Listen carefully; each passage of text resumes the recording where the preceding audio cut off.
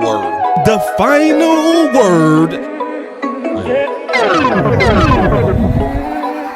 Come on. All right, so this time, regardless, man, we ain't turning this thing back off.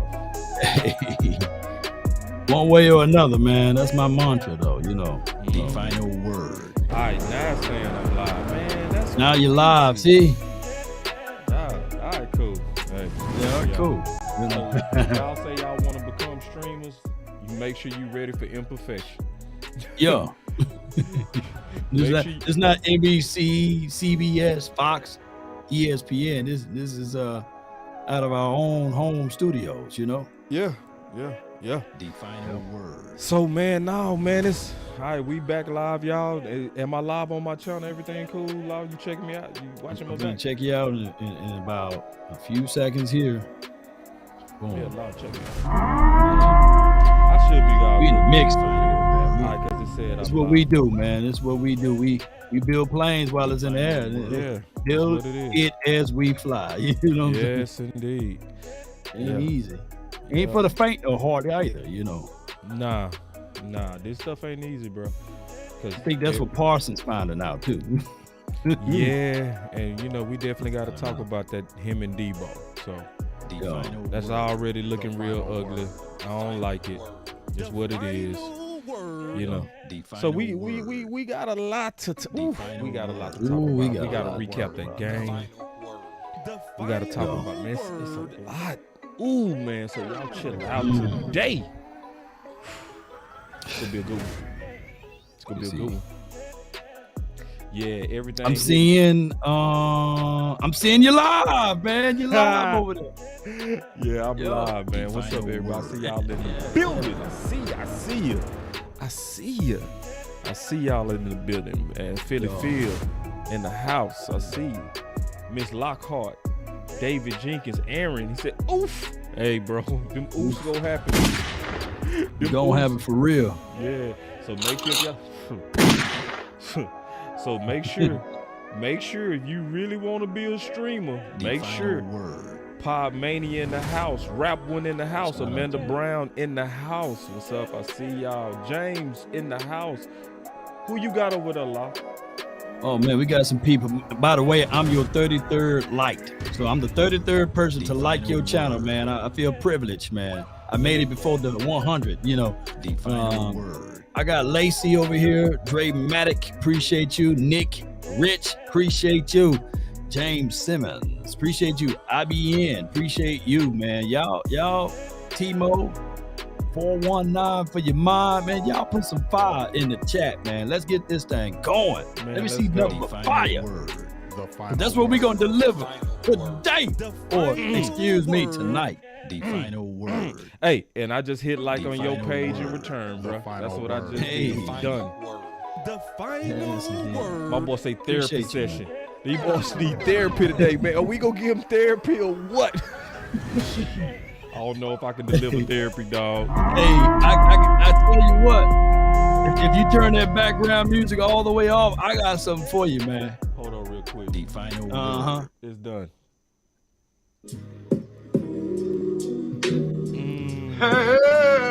Hey. Those, we ain't going nowhere. Ain't nobody calling me, texting me, paging me, asking me. I love it. Are you still them boys, boss? Hey, man, listen. Hey. Yoga, fire. Yoga, we ain't going nowhere right now. Flame. Yeah.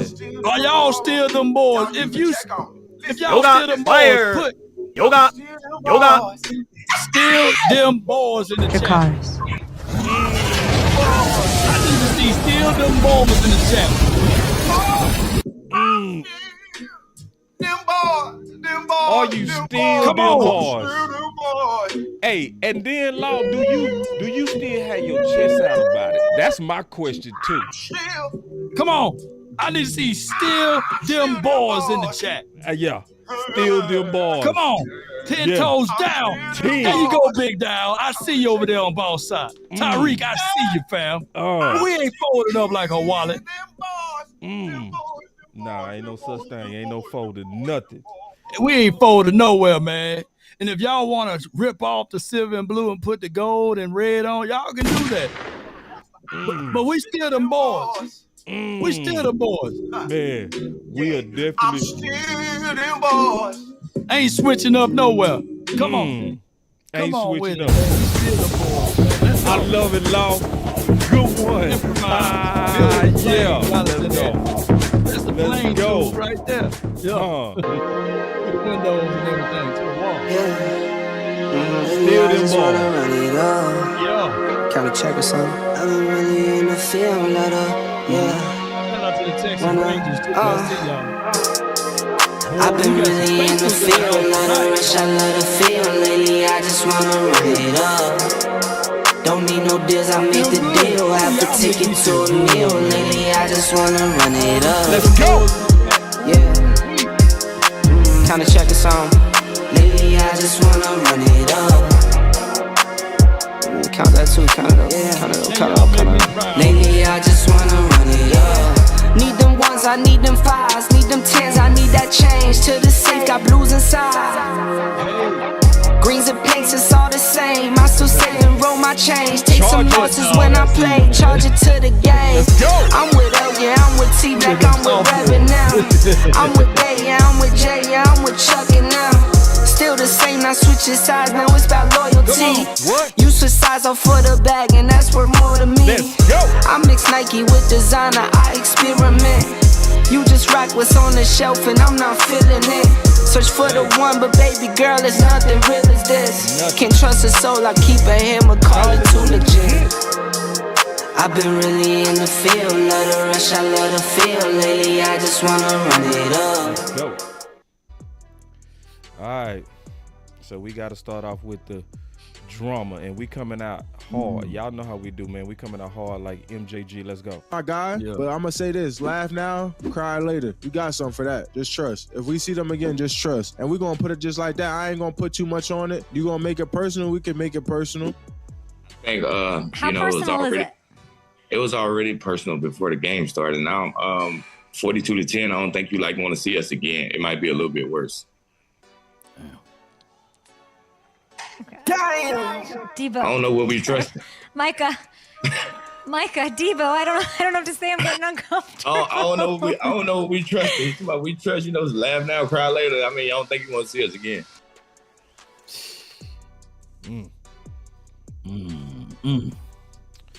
All right, so I'll kick it off. So first of all, they got my boy Michael Parsons. They got him. They got him. See, we call those gotcha questions. Hey, what do you think about Kittle with this F Dallas? Gotcha.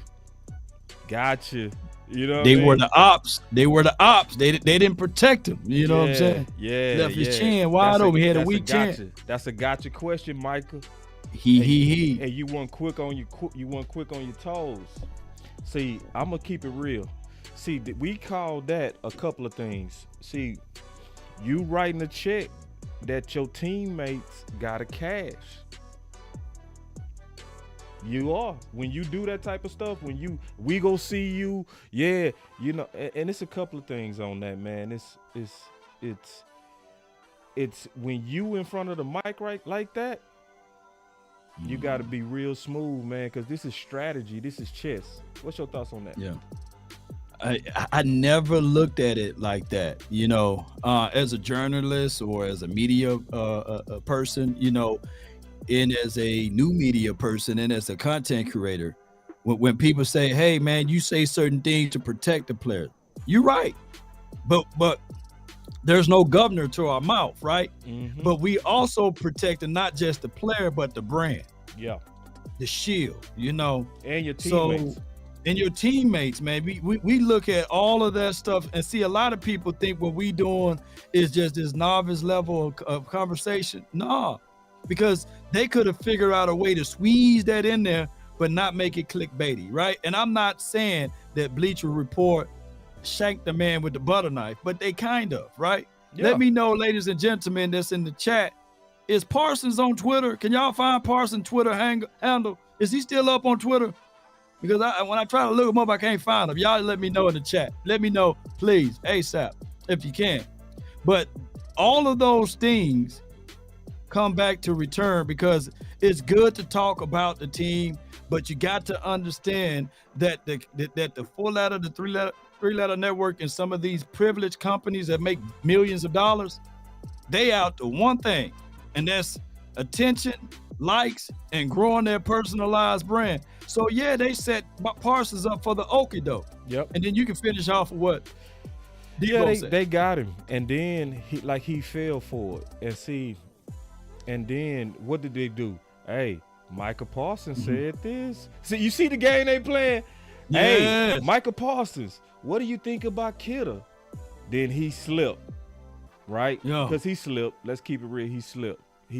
Because first of all, yeah, so he slipped, and then they say, hey, did you hear what Micah said? They brought it full circle because they want everybody at war. The media is always go root for drama. They go always root for drama, because when it's drama, they go get the clicks from it. They go write about it. And see, I'm gonna tell you something. It's a sad truth. It's a sad truth that I learned. I learned the good way and the hard way why they root for drama. And I'm pretty sure it worked like this for you too. When do you have the most views, Law? Oh my goodness, man. When we fall. Yep. No one wants to see you on your rise. Well, they will ride with you on your way up. Yeah. But once you're at the top, they trying to blow you down, man. They trying to throw rocks at you, man. Yeah. And I learned this from Steve Harvey. He was doing I think he was talking to Shay Sharp, and he says, when you at the top and someone down below, you know, it's cool when you was down with them, but the moment you start to separate yourself from them, and the trolls, the haters, you see what I'm saying? They take bricks, they take rocks, and they throw it at you. They keep throwing it, hoping that they can knock you off the top of your highest height. Right. And what you can't do as a content creator, a comedian, or any entertainer is climb down to their level, right? Because if you climb down to their level and whatever they throwing at you, it hurts more. You know what I'm saying? But why they gotta sling it all the way to the top? It's only like little pebbles. Every now and then one would catch you, and then you would say, damn, let me jump onto that person. But you cannot climb down to someone's level. And granted, the Cowboys, and I'm going to say this to them, Cowboys blue in the face, the Dallas Cowboys are painted as the villain. We would never be the darlings until it's something to benefit them. But we are painted as the villain, and everybody on our team are nice guys. We don't have nobody on this team to be the matching of the energy of the villain vicious attacks. So it's allowed for Stephen A. Smith, whose hairline pushed all the way back to the civil rights movement, by the way. You know what I'm saying? His hairline is singing, "We shall overcome." And it's still fighting. You know what I'm saying? And he gets out there with the Cowboys hat, shades, and the jersey, and get a chance to spit upon all of Cowboy Nation and say this little wee-woo stuff. I don't mind the Cowboys. It's the fans I can't stand. But it's really, he poking knives at the Dallas Cowboys. I love Angry Law. Angry Law the best. I love Angry Law. That was a hairline going back to the days of civil rights. The civil rights movement. You Oh know what I'm my saying? God. Singing free lies, free lies. Thank God Almighty, free lies. When he finally put a hat on, you know what I'm saying? Sorry, He knucklehead, man. You know, come on, man. Wait. Oh, y'all got Law messed up. Hey, but I gotta this is why DA Law the homie. Because I'm gonna tell you, you know I go into a Socraterian mode, Law. I've been thinking today, bro. And D.A. Lee hit it right on the head. Yeah. He said it's time for us to embrace being the villain. You know what I was thinking today, bro? I want you to really hear me out on this too, bro. I really want you to hear me out. Everybody, I want you to hear me out. I'm going to say it a little bit different because this is what was going in my head. Is that Michael Parsons and the Dallas Cowboys need to embrace the dark side. They do. I'm serious. Like, you got to embrace the dark side. And let me give you what I really mean by that. See, because you got caught slipping, Micah, on a couple of ways. You call Kittle your guy. He's your guy. Oh, see, break that down. See, he's your guy. He's my guy. Oh, is he your guy? Because, see, the ones that you thinking your guy, they really saying F you. Yeah. They want your spot, Micah. He not your guy. He never was your guy. And see, this is what happens sometimes. You get invited to the all-white parties, you hanging out with Jay-Z, and then all of a sudden you see the foe. You know what I'm saying? You see the foe. He come up. It's Debo. He's a star like you. Y'all small talking, y'all drinking. Y'all at this function. And you at the Jay-Z event, y'all at the Super Bowl, y'all in the suites. They seem like cool dudes. Because guess what? You did not embrace the hate. You gotta embrace hate. You listen, it's better to be like, when I see them, I ain't got no words for them. Because when you like that and you play like that, guess what? You play better. And let me tell you, let me give you some real examples. I'm gonna give y'all some real examples. Then you got it, Law, on this embracing the hate topic. Yeah. I remember some couple of stories of guys who really embraced the hate. One of them was Magic Johnson with Isaiah Thomas. Okay. Yeah. They was real cool off-season buddies, just like these dudes do today. See, these dudes swap jerseys today. They cool in the off-season today. They cool. Yeah. Guess who was like that? Magic Johnson and Isaiah Thomas. But then they met each other in the finals, bro. And then Isaiah tried to come to the hole. Guess what Magic did to him? You should know. You're a Lakers fan. Oh, yeah. Snapped him. Snapped him through an elbow right in his face. Wow. So the reporters was like, say, I thought you and Isaiah was cool. We saw y'all all offseason hanging out. Guess what Magic said? What did he say? It's the finals. Just like that, it's the finals. In other words, I ain't got no friends in the finals. It's about winning. It ain't about no friendships. See, they got you, Micah. He not your homie. And see, it's a couple of people. Let me just give one more example. You know who else embraced hate? Michael Jordan and Tom Brady. Tom Brady literally said he used to look for reasons to be angry at the competitor. He said what? He said what? Because he used that hate. Psycho Tom. Yeah, to go at you.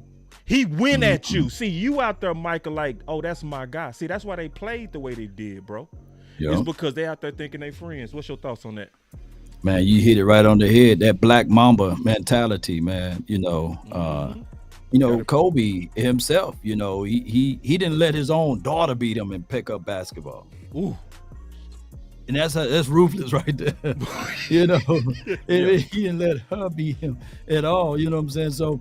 So it's one of those things where you got to embody that, because we are going to be painted as we're going to be painted as the villain regardless. You know, everybody, the Eagles considered the media darlings. Giants, darlings. Oh, the Giants. Oh, my goodness. The Steelers. The steel curtains, they the darlings, you know. The 49ers, oh, look at them, you know, Mr. Irrelevant. Oh, look at CMC, the darlings, right? Every team in the National Football League will be considered the darlings, but the Cowboys will always be considered the villain. And if you really look back and you listen to Bang, even on the Return of Batman, whatever which one it was, y'all can correct me. He was for the people, you know what I'm saying? He tried to give it back to the people, you know? So he was considered the villain and he embraced that role. He beat the brakes off of Batman. Now, Batman got him the second time. But we talking about, you got to figure out a way, because Cowboy Nation, no matter what we do, if we were to beat the 49ers last Sunday night, right? It would have been, hey, here we go. Cowboys, just wait.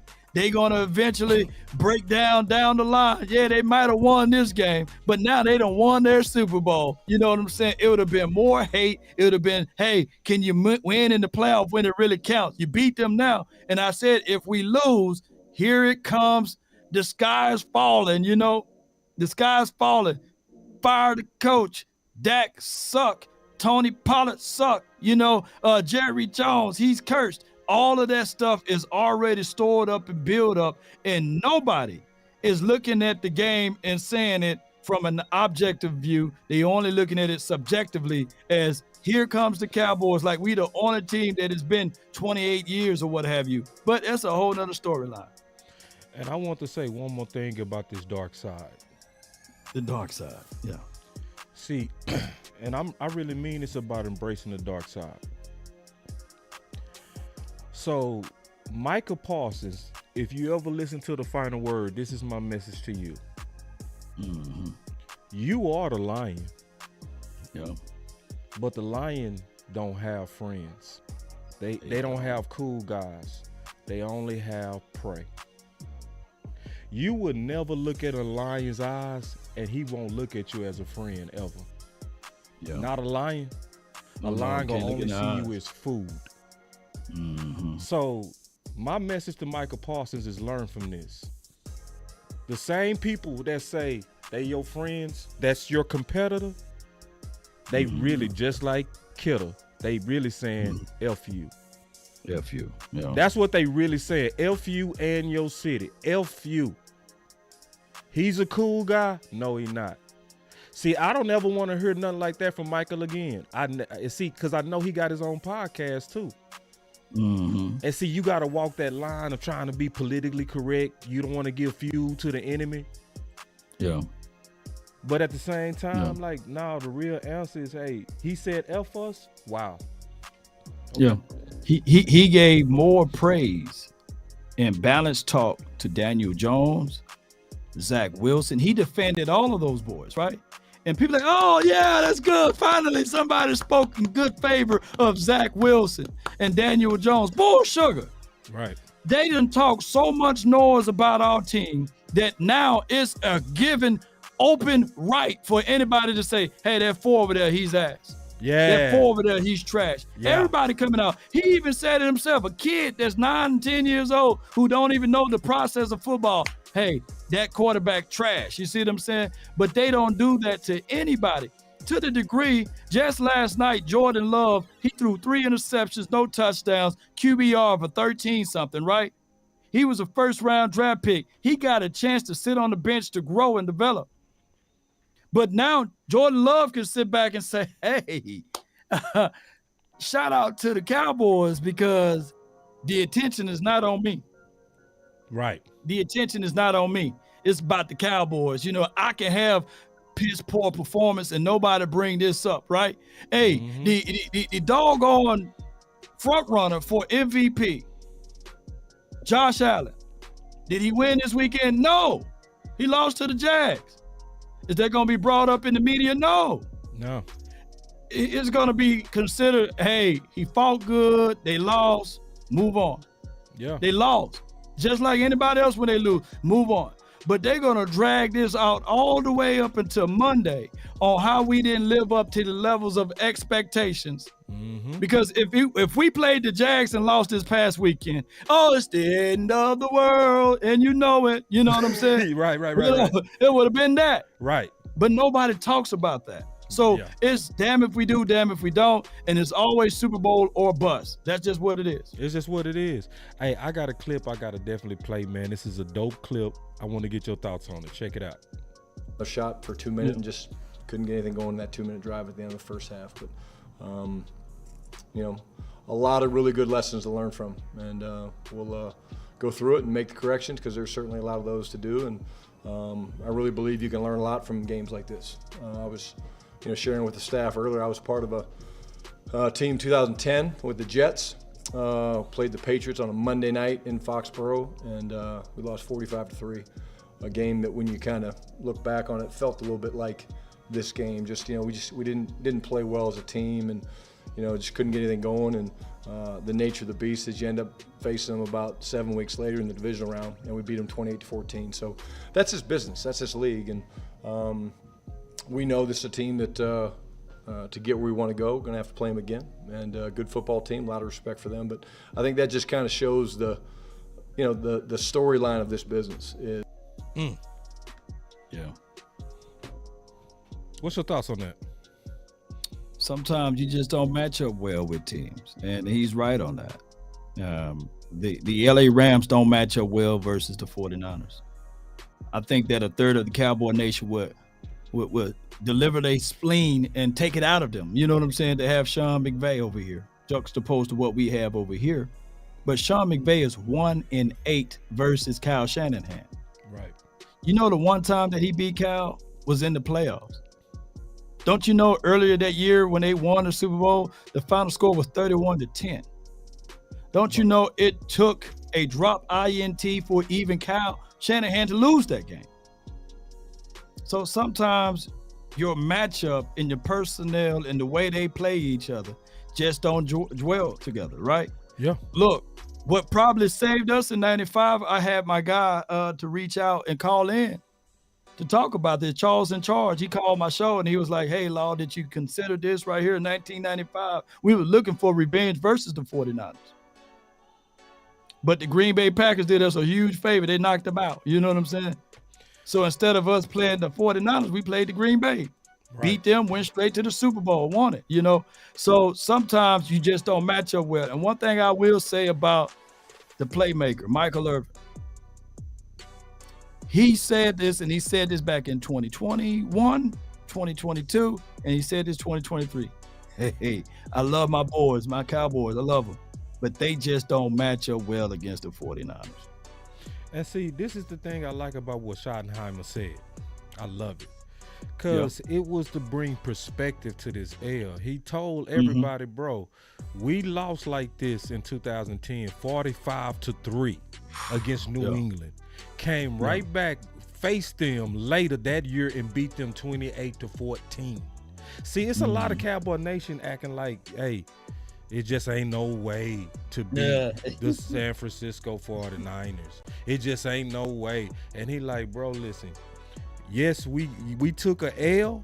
Yes, we did get hit in the mouth. But this is the main thing that I like when you put what he said with what Mike McCarthy said. Check this out. He has opportunities to make impact plays. Saj, the Athletic. Mike, you've only been here for 3-4 years. A lot of players, same time span. When you look at kind of the pressure that comes with this organization that predates your time here and stuff, how do you make sure that a disappointment like yesterday doesn't weigh down people, players, coaches, by expectations that, are almost 3 decades long at this point?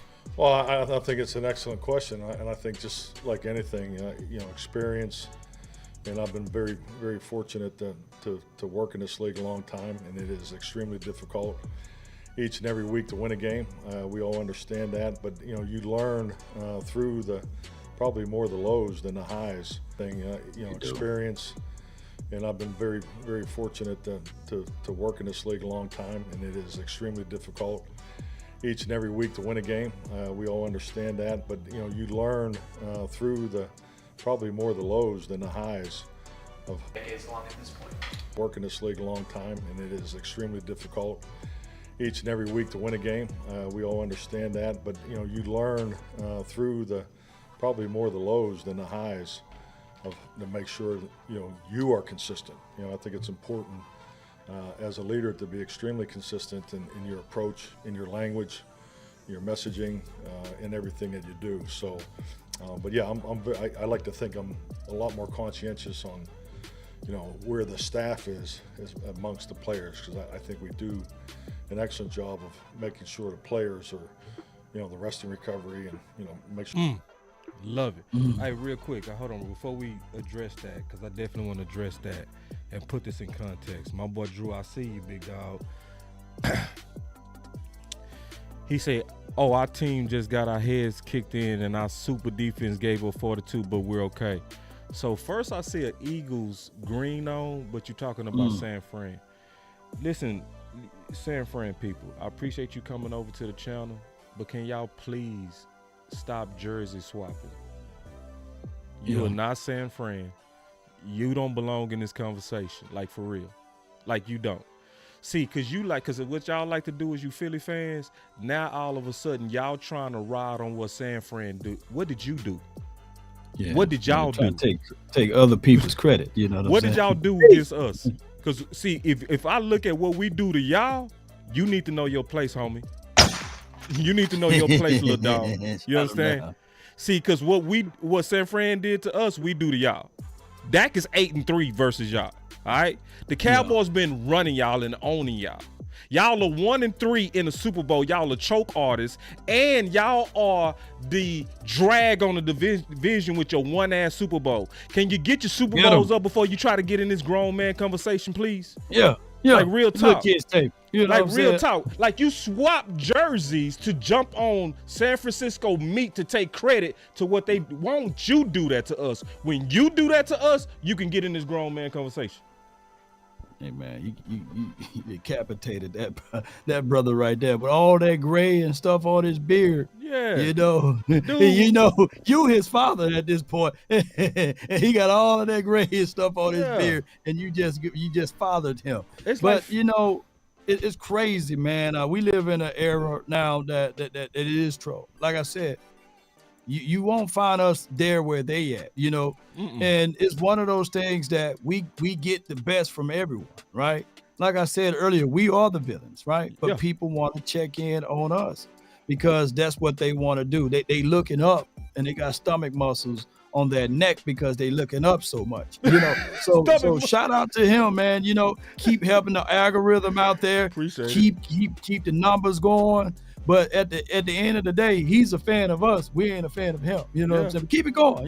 Keep us going. I appreciate you. Keep it going. Appreciate you, man. Keep the algorithm jumping. You know what I'm saying? Yeah. I'm talking with your 1-3 self. You know what I'm saying? Jersey swapping ass dudes, man. Stop. All right, real quick. And it's been 7 years though. It's been 7 years since the last time they won something. So see how them years creep up on you? Yeah.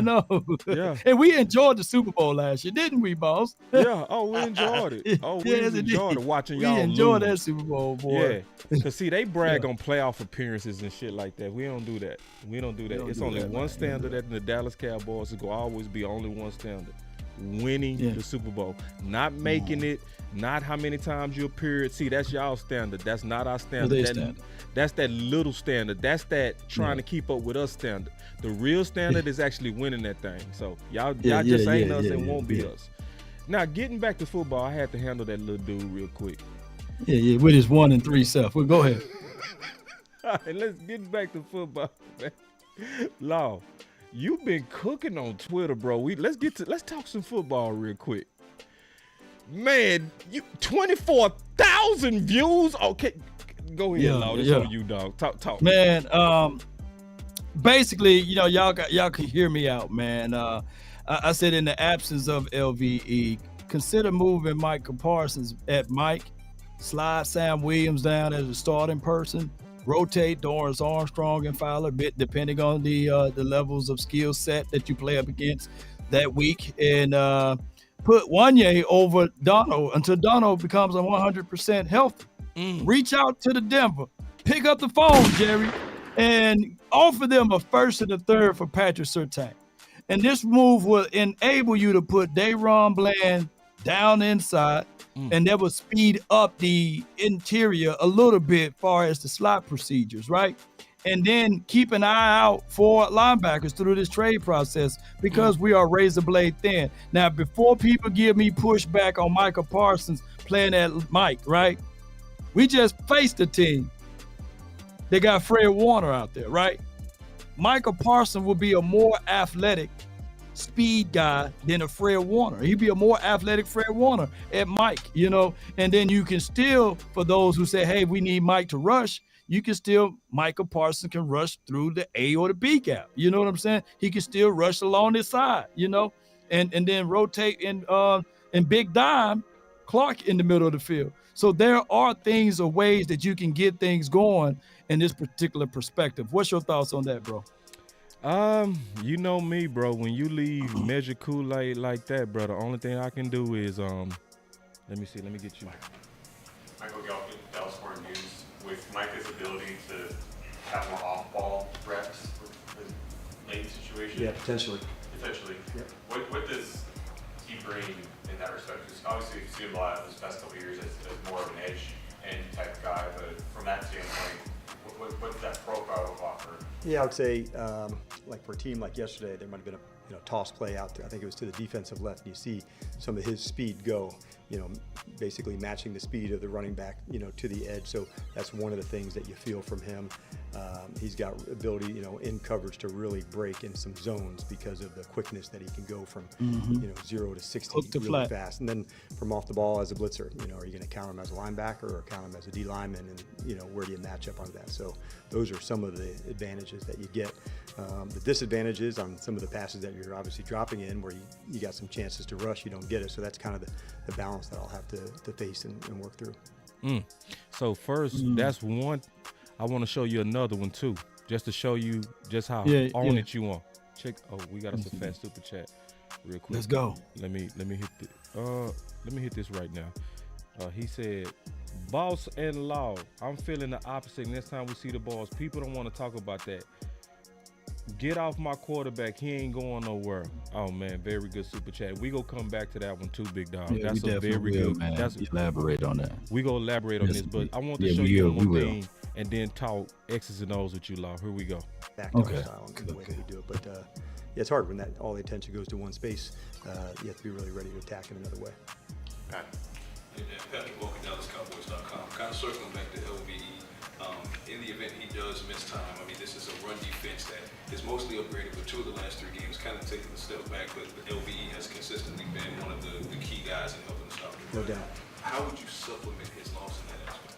Yeah, it's like I said, it's a challenge. And, certainly Damone, stepping up and having a big piece of that to go.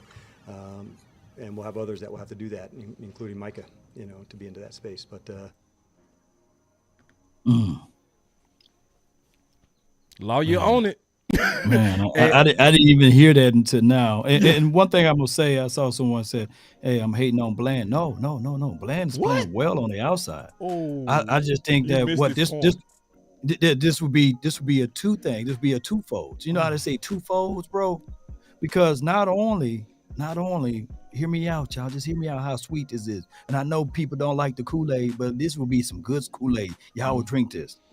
This will get us back to playing man-to-man defense. On top of that, this will be a future situation, meaning that in the future, when Trayvon Diggs get back, I want y'all to caution because it's going to be some time for Trayvon Diggs to get his feet and his foot speed back together, right? It's going to take some time. So don't rush him. This will alleviate that.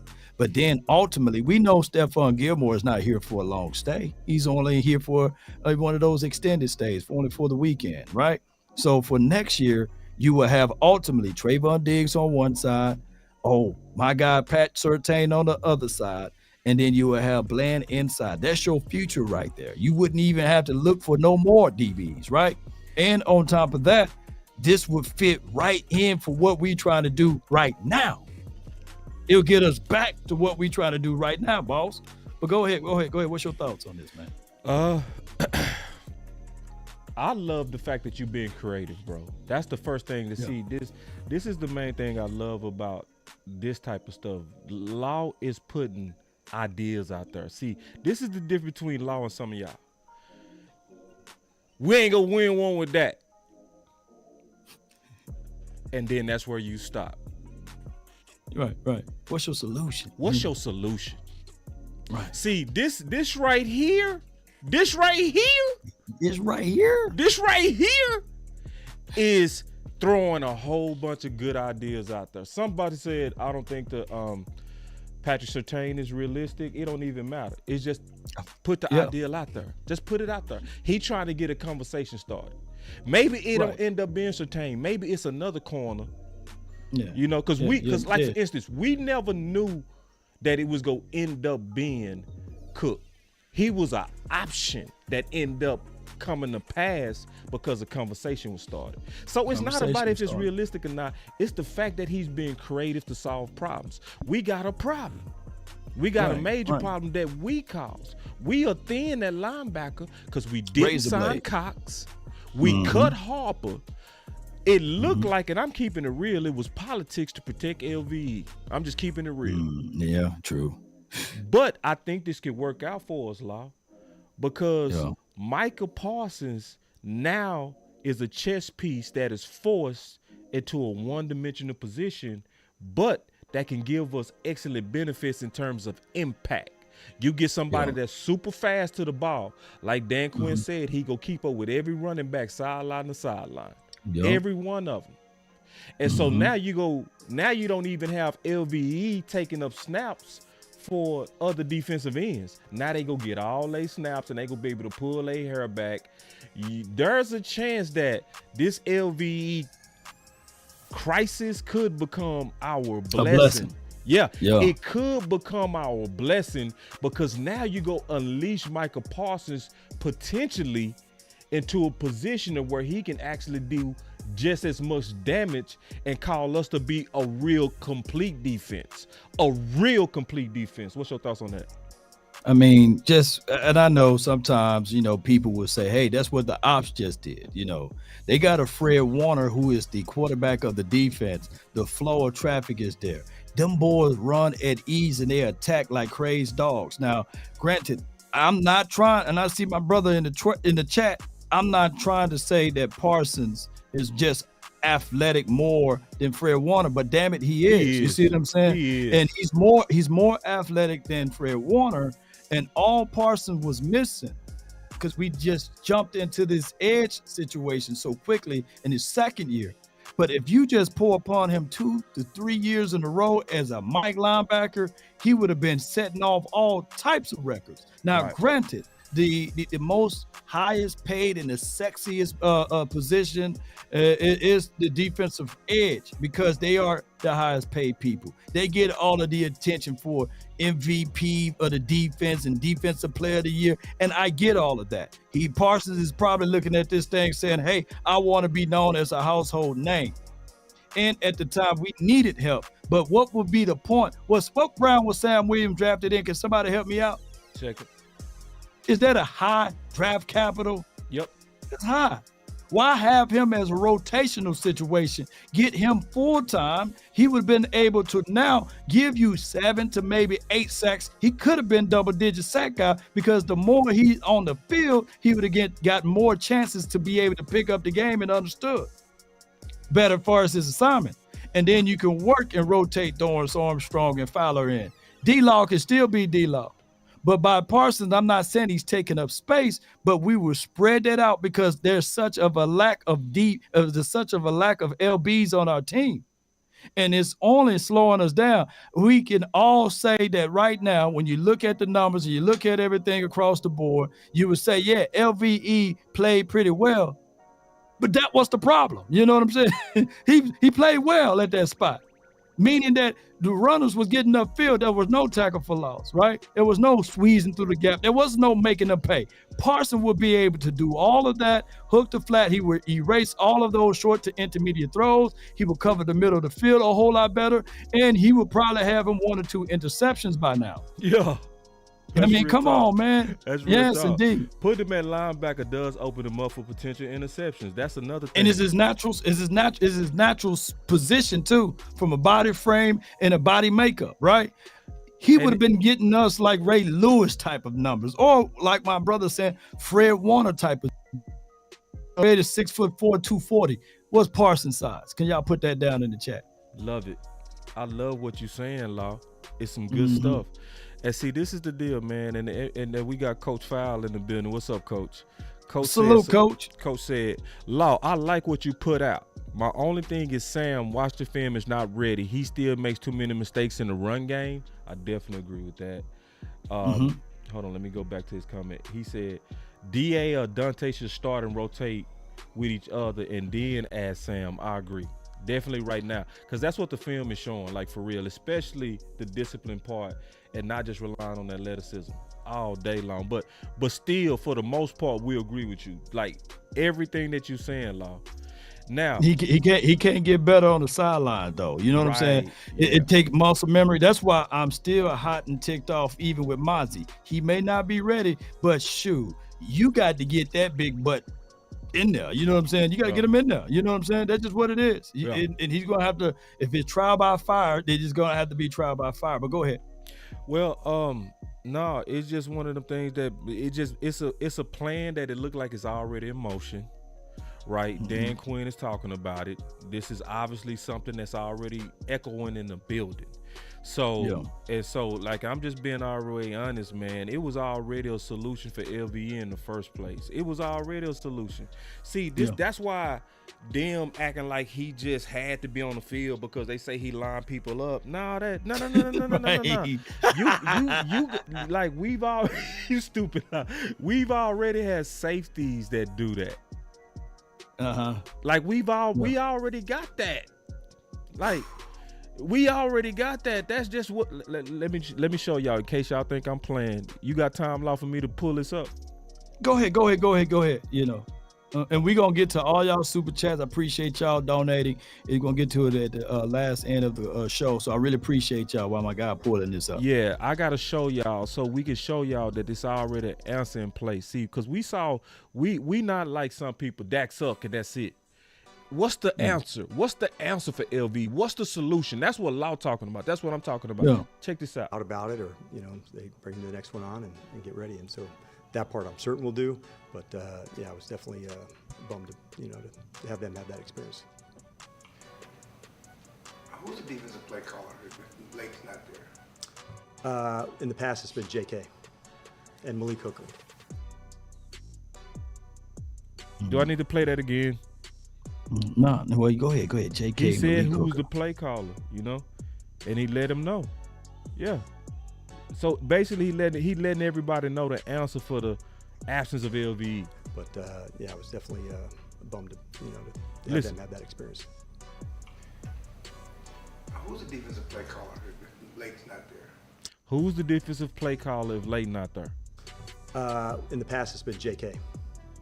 Jerron Curse. And Malik Hooker. There's been some that we featured into that spot. Sometimes in practice, we'll rotate somebody different just to give them a go at it, like I've done it with Bell before. I don't want you to say anything. I just want you to hear it and listen. So if I do call you on this at one time, you'll know how that goes. But generally, if it wasn't able to be Leighton, then JK and Malik could be the others that do it. He even talked about how did that went about. So I'm showing y'all that it's answers that like for real, it's already answers to questions that's out there. You want answers? We giving it to you tonight. We telling you it's already an answer for this problem. Like, it's like, really, is it a reason to panic? There's a chance, Law, we might end up better on defense. It is. That's what we try to tell y'all. Listen. Hey, your film study of that is what Koye been saying, and it's for dog sure what my guy Coach Marv been saying. So if you haven't heard those two saying that, and then all of a sudden you thinking the same thing, then shoot, let's go. Yeah, let's go. Let's go. So Cowboy Nation, I just want to let you know we already got the answer. It's in the building, and it's a chance. Now, I want to talk about and get your thoughts on this. I think it's a certain way you got to transition him into linebacker too. We got to transition him right into linebacker because the you have to have a different type of cardio to play linebacker. Yeah. Defensive end and linebacker is totally different cardio. Yeah. So they got to pitch count him up, in my opinion. Yeah. And I'm going to be honest, we as fans got to be patient too. It's going to probably be bumpy before it get better because you got to remember, and I'm just keeping it real. Remember the first time he played linebacker full time was against New England. It was...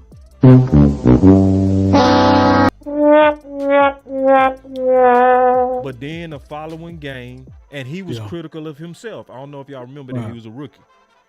But then they put him in Minnesota, and he was let me see if I got the button. Dracarys.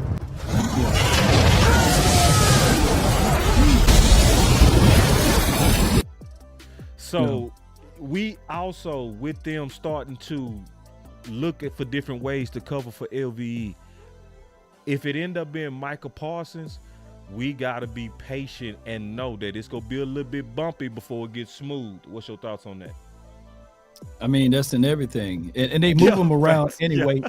They move them around anyhow, right? This would not be like foreign land to him. Right. But this will also alleviate, if you look up his stat sheet. I wish I'd have hit you up earlier with that. But if you can pull up his stat sheet on the fly, what he did against those doggone Niners, you won't have the ability to have those zeros across the board. Let me pull them Let me repeat. you would not have that ability to have Parsons 0 across the board. Now, granted, he's not going to face Trent Williams every week, right? You know, it's not like the Chargers going to have a Trent Williams there, and then the Rams going to have a Trent Williams there, you know. So you can still get away, ladies and gentlemen, for those who are worried about the edge rushing production, because you move them around like chess pieces anyhow, right?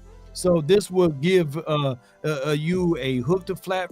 This will give you an immediate shutdown and stop of the run, because he can pursue like no other. There's not that many. Look, 4, 0, 0, 0. You know what I'm saying? Tackles for loss, what he had out there. You know what I'm saying? Yeah. Total tackles, 4.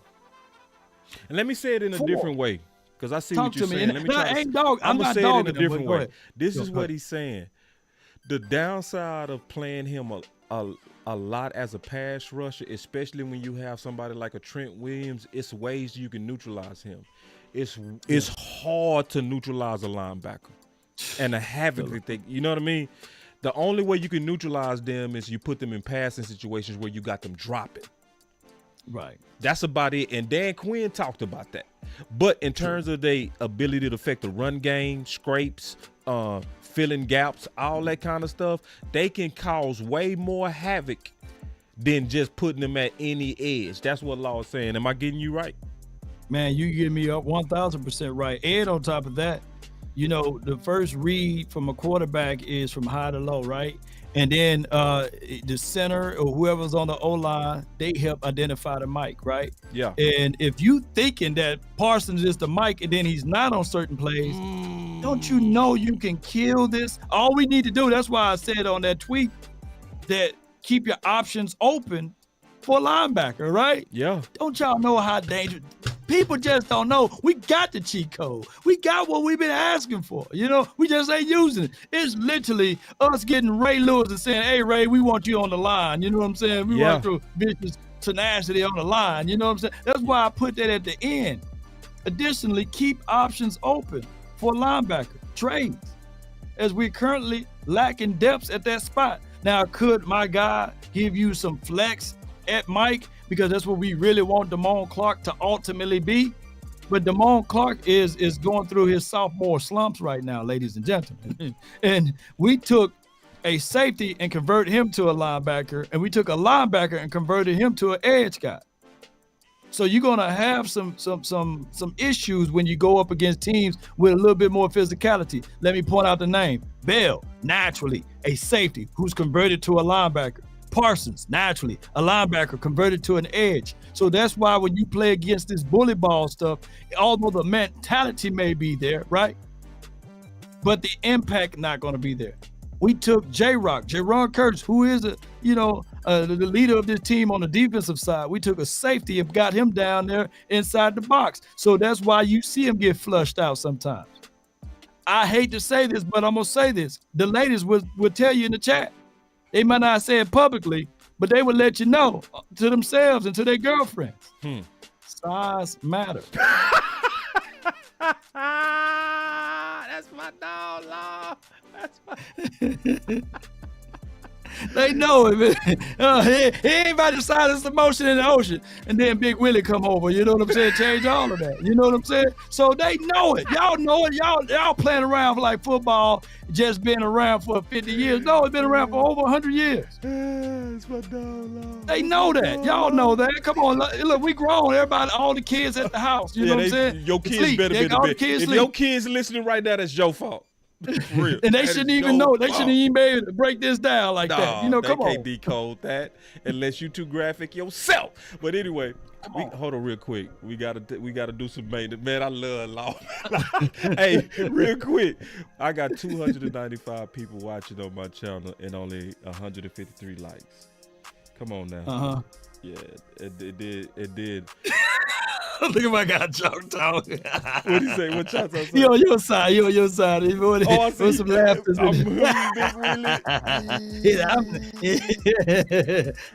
I'm him. Yeah. I'm keeping it 100, y'all. Come on, man. Oh, man. That's my dog, man. Hey, but listen. Yeah, man. So we got, listen, y'all, because I already know that San Fran game, it got a whole lot of people down, bro. But see, I said this before. We gotta just really stop and look at things. Some things, they come in like they curses and they end up being blessings. I'm telling you. Cause see, I'm being all the way honest with everybody. Y'all need to stop and listen to what we saying. LVE was stealing reps from qualified defensive ends. See, somebody got to tell the truth right now. It didn't make no sense for him to be getting reps from ends that played the position their whole life. That problem is gone now. So you can now say, you know what? Now that politics was forced out, we can probably get the chess pieces in a better position now and end up being better. See, that's what people not really peeping right now. You know what I'm saying? We all down by being slapped in the mouth. Sometimes getting slapped in your mouth gonna make you make the right adjustments. No, you're right. Keep it at 100. All the way real. You know what I'm saying? So, like, Coach Marv in the building. What's up? He say, boss, yes. Yeah, Coach Marv, man. We miss you, Coach. We miss you, man. Hey, Coach Marv, man, we be having the best conversations behind closed doors. I swear to God. Like, some of the best discussions I have with people like Amp and Coach Marv on a late night or early morning, man. We get to talking about football. We'll spend a good hour talking about how to solve these problems, man. So shout out to not just Coach Marv, obviously Coach Marv, but Coach Marv, Amp, and everybody that called me, Wee Woo, Blackwell, Shannon, the people that called me with ideas. I really appreciate y'all. But now, so the good thing is, hold on. Wait. Coach Fowler said, wait. I'm just telling the truth, Coach. Like Coach say, they gonna be mad because you telling the truth. Yeah, I that's the benefit of us. We can tell the truth because we independent. You know what I mean? That's the benefit of us. Like we ain't gotta cap to Coach. I ain't got no back doors for you on this show. But when I open up the phones, Coach, and we'll talk. We'll talk some ball. Is it okay? Man, that's what I love, man. When the coaches call in and they tweet their minds, or when they send us messages, man, we listen, man. Yeah, you know? The coaches. We do listen. I'll get you in, Coach. I'll get you in real quick. But because we ain't got right now big game and OC, so we can add just for a second, get you in and get your opinion. Let me go ahead real quick while I get set up. Well, I got Coach. some supers then, while you setting that up, and we go through these supers, man. Appreciate y'all, man. I thank y'all so much, man, for all that y'all do for the nation and beyond. You know, it's always a pleasure, man. Speaking of that, we got Sanjay. He says, big game, James. Defensive edge, outside linebacker, Tyrus Wheat. Defensive edge, Fihoko needs playing time. Sam like Williams that Wheat idea. is still, I like that Wheat idea. Yeah, Tyrus Wheat. I keep forgetting about the young bull. You know what I'm saying? Yeah, I love it. Sam Williams is still all potential and no results. Stop the politicking. And here's what I want to say with that. You know, if they're close, you play the younger guy. You know, I like Fowler. Yes. I like Facts. VA. Yes. But at this point, who's our future? You know, we spent valuable resources for Sam Williams, and what we can't do is have that guy sitting there on the bench. You got to put him out there, and then he get all of that playing time. Last year, he only had 252 reps, 4 sacks, 2 forced fumbles, man, and a recovery. So can you imagine if he gave more 250 reps? That's like 2 games, 3 games collectively. So you need more time out there.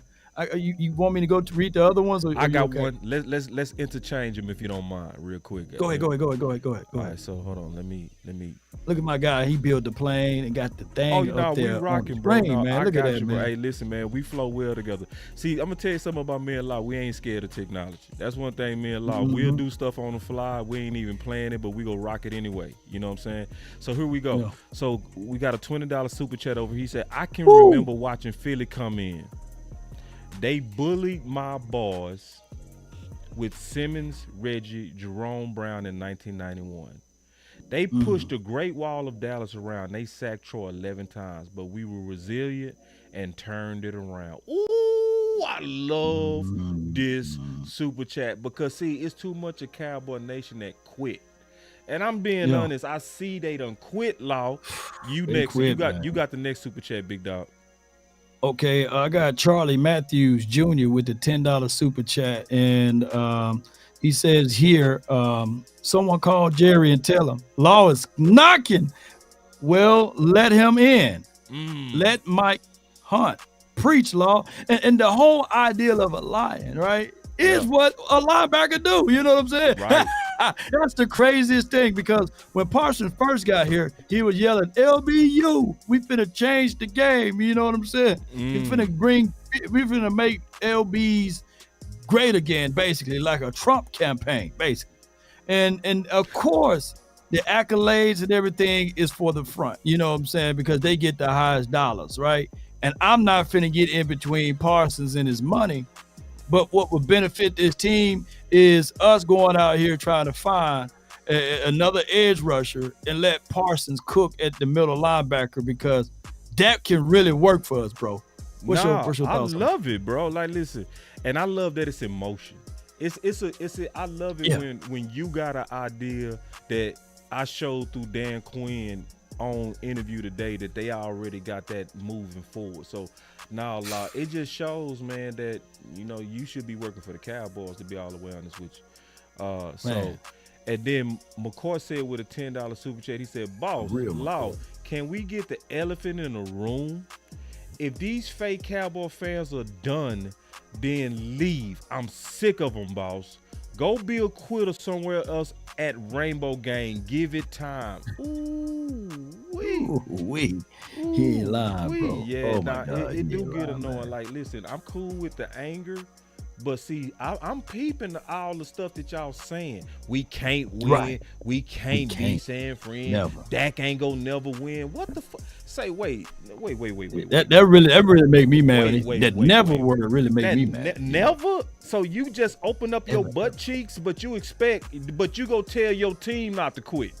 And you ain't even doing nothing physical. The only thing you supposed to do is give some ways to win it, but to just be like, we ain't go do it. Oh, bro. I just don't know where they fan like that at. Man, a strong man busts down your door, right? You got your kids in the house, right? He's 6'7" or 320 pounds. What you gonna do? Are you gonna say, hey boss, hey man, since he's bigger than me, hey, have my kids, you know what I'm saying? I'm gonna bend over and you can go ahead and take what you need to take from me. You know what I'm saying? That's how, when I hear these feeble fans, you know what I'm saying? I've been fighting. Well, you gonna need to fight every day. You know what I'm saying? Right. Fight every day. I don't care how big he is. Yeah, you gotta fight. Find something, hit him. You know what I'm saying? And that's what Law doing. Law fighting with ideas. I'm fighting with ideas. We fighting against the politics. We fighting, like, cause you ain't gonna go to places and you ain't gonna even really hear people call out the politics. Can we be real? You don't hear people call out the politics. You don't listen. I showed yesterday something I got from you, Law. I showed something that I got from you where you showed the history where Jerry Jones admitted that he still have trouble not taking the advice of Bill Walsh. Don't become friends with players, right? He said, don't become friends with players. Oh my God. Yeah. And see, that's the problem. And then when you run up against San Fran and they focus on playing the best man, and we over here trying to say, hey, y'all, I know we got, Fowler from free agency, and then, but Armstrong, he's one of our draft guys. Yeah. See, when you keep playing them games, bro, it worked when you playing the Giants. But then you got to run up against a team that don't play them games. Like San Fran, they don't play them games, bro. So when you run up against a team like that, where across the board, they got their best man. Oh, it's hard to beat them, bro. It's real hard to beat them. You got some more super chats, I know. Man, I'm gonna power through these then, man. I appreciate y'all support. Andre Robinson says for the $5 super chat, he says here, salute Law Nation and boss.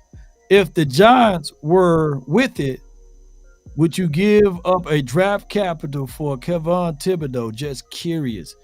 Draft capital for Kevon Thibodeau. I think that we are getting just as equal from Sam Williams with less reps. Yeah. And although Thibodeau still may have a higher upside, but it's not that far off, man. Yeah, it's not and that I like far. the way He's we just build. a starter. And I like the way we build too, Law. Just like I like the way we build. Like, to me, we build through the draft, but we go for value free agents and previous great free agents. That way we get them at a discount. So when you look at Cook, he was a previous great, right? We got him at a discount, but he still got tread. Same thing with Gilmore. That's a very good strategy to try to put a lot of talent under the cap. And I like what they doing. I don't want to be giving them first, seconds, and thirds for young players when we go likely draft just as good ourselves. That's just my opinion.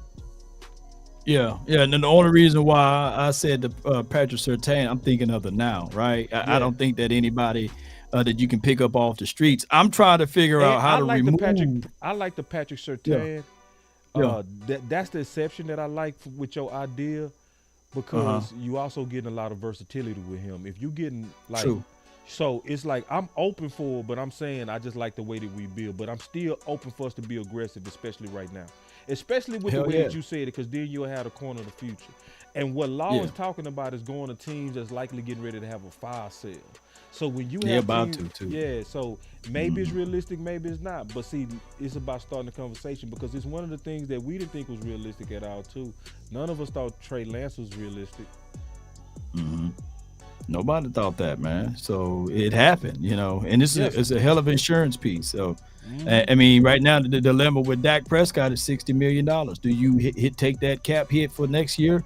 Or do you go ahead by the breaks of midway through this season and say, hey, we finna extend you now so we can have more money on the back end for next year? So that is conundrum. But we'll talk about that. Let me go ahead and read through your super chat. $20 super chat from Leon Norris says, folks forget we only went to one playoff game with Romo. And then they want to say he is the greatest quarterback since Aikman. Come on, the common denominator, let's read a little bit close. The common denominator is the coaches we hire that can't scheme out players for success versus quality other coaches, basically. What's your thoughts on that? I mean, I think we pick and choose when we say that. Because, see, it's the thing about that is these same people that say we can't out-scheme quality coaches. Did y'all see what happened to Tampa last year in the playoffs? Was that a big game? Was that a big game or not? That's all I want to know. It was a big game week one.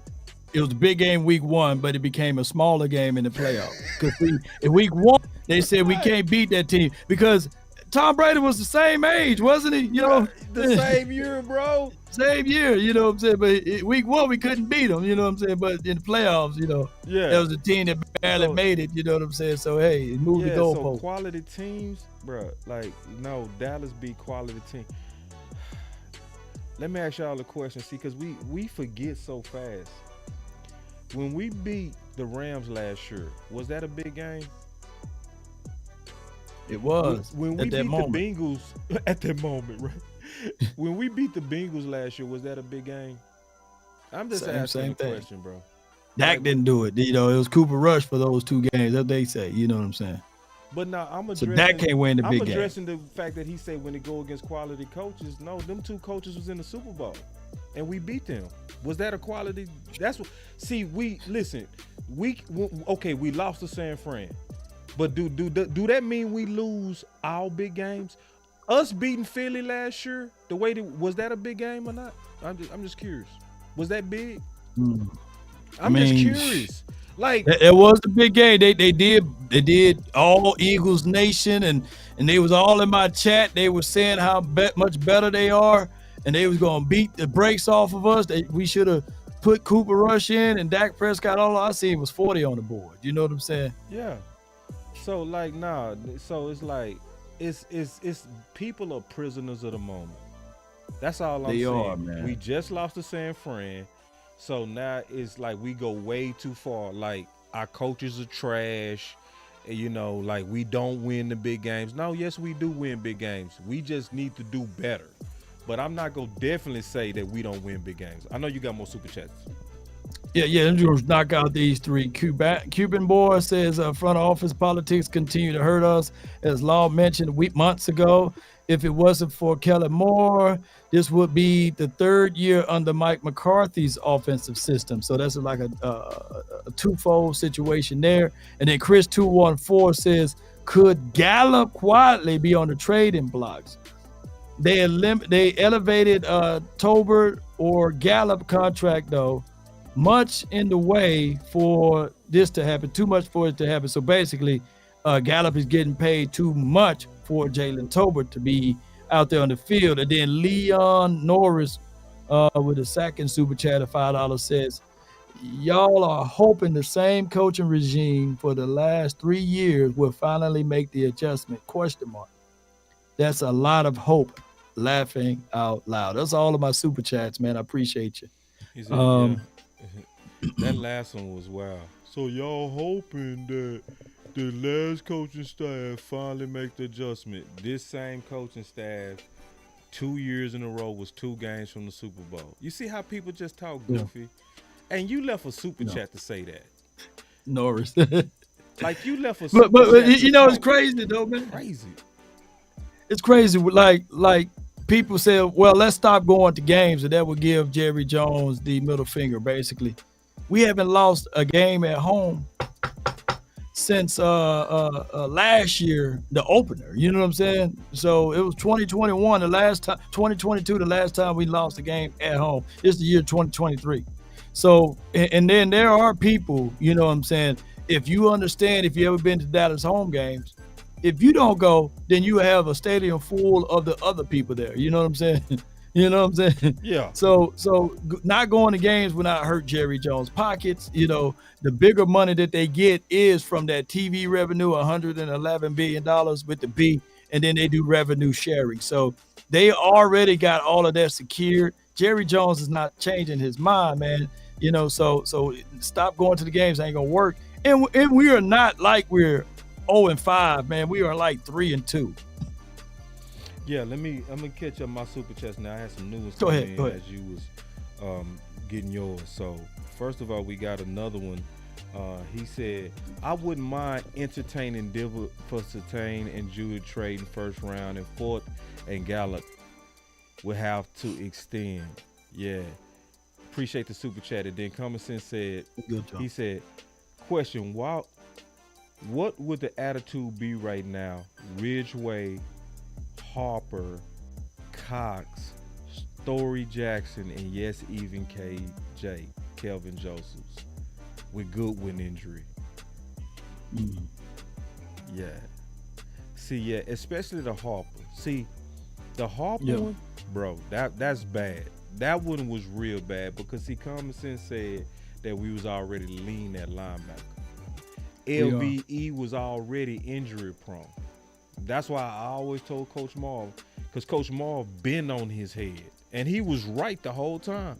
And the only thing I used to say was, Coach, I think it's gonna work out. I think it's gonna work itself out. And this is what I was saying. I was saying that at middle linebacker, he always get hurt. I said, so them young bulls go get a chance once he get hurt. I wasn't wishing it on him. I was just talking about what the history says. It's almost like Tyron Smith.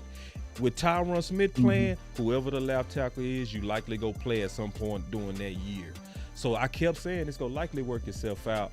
But then you cut the dude who's supposed to be the insurance. So it's one of those things to where now we playing emergency fix even with Michael Parsons because they mismanaged it. And likely it looks like allegedly that it was politics, because it makes no sense, because you lose your center. I thought Billy Price was going to be some insurance. He's still on the practice squad. So I guess that wasn't as necessary as Harper. You know what I'm saying? Because Hoffman was the one who went in there, not Billy Price. So it's like, nah, you can't make it make sense to me.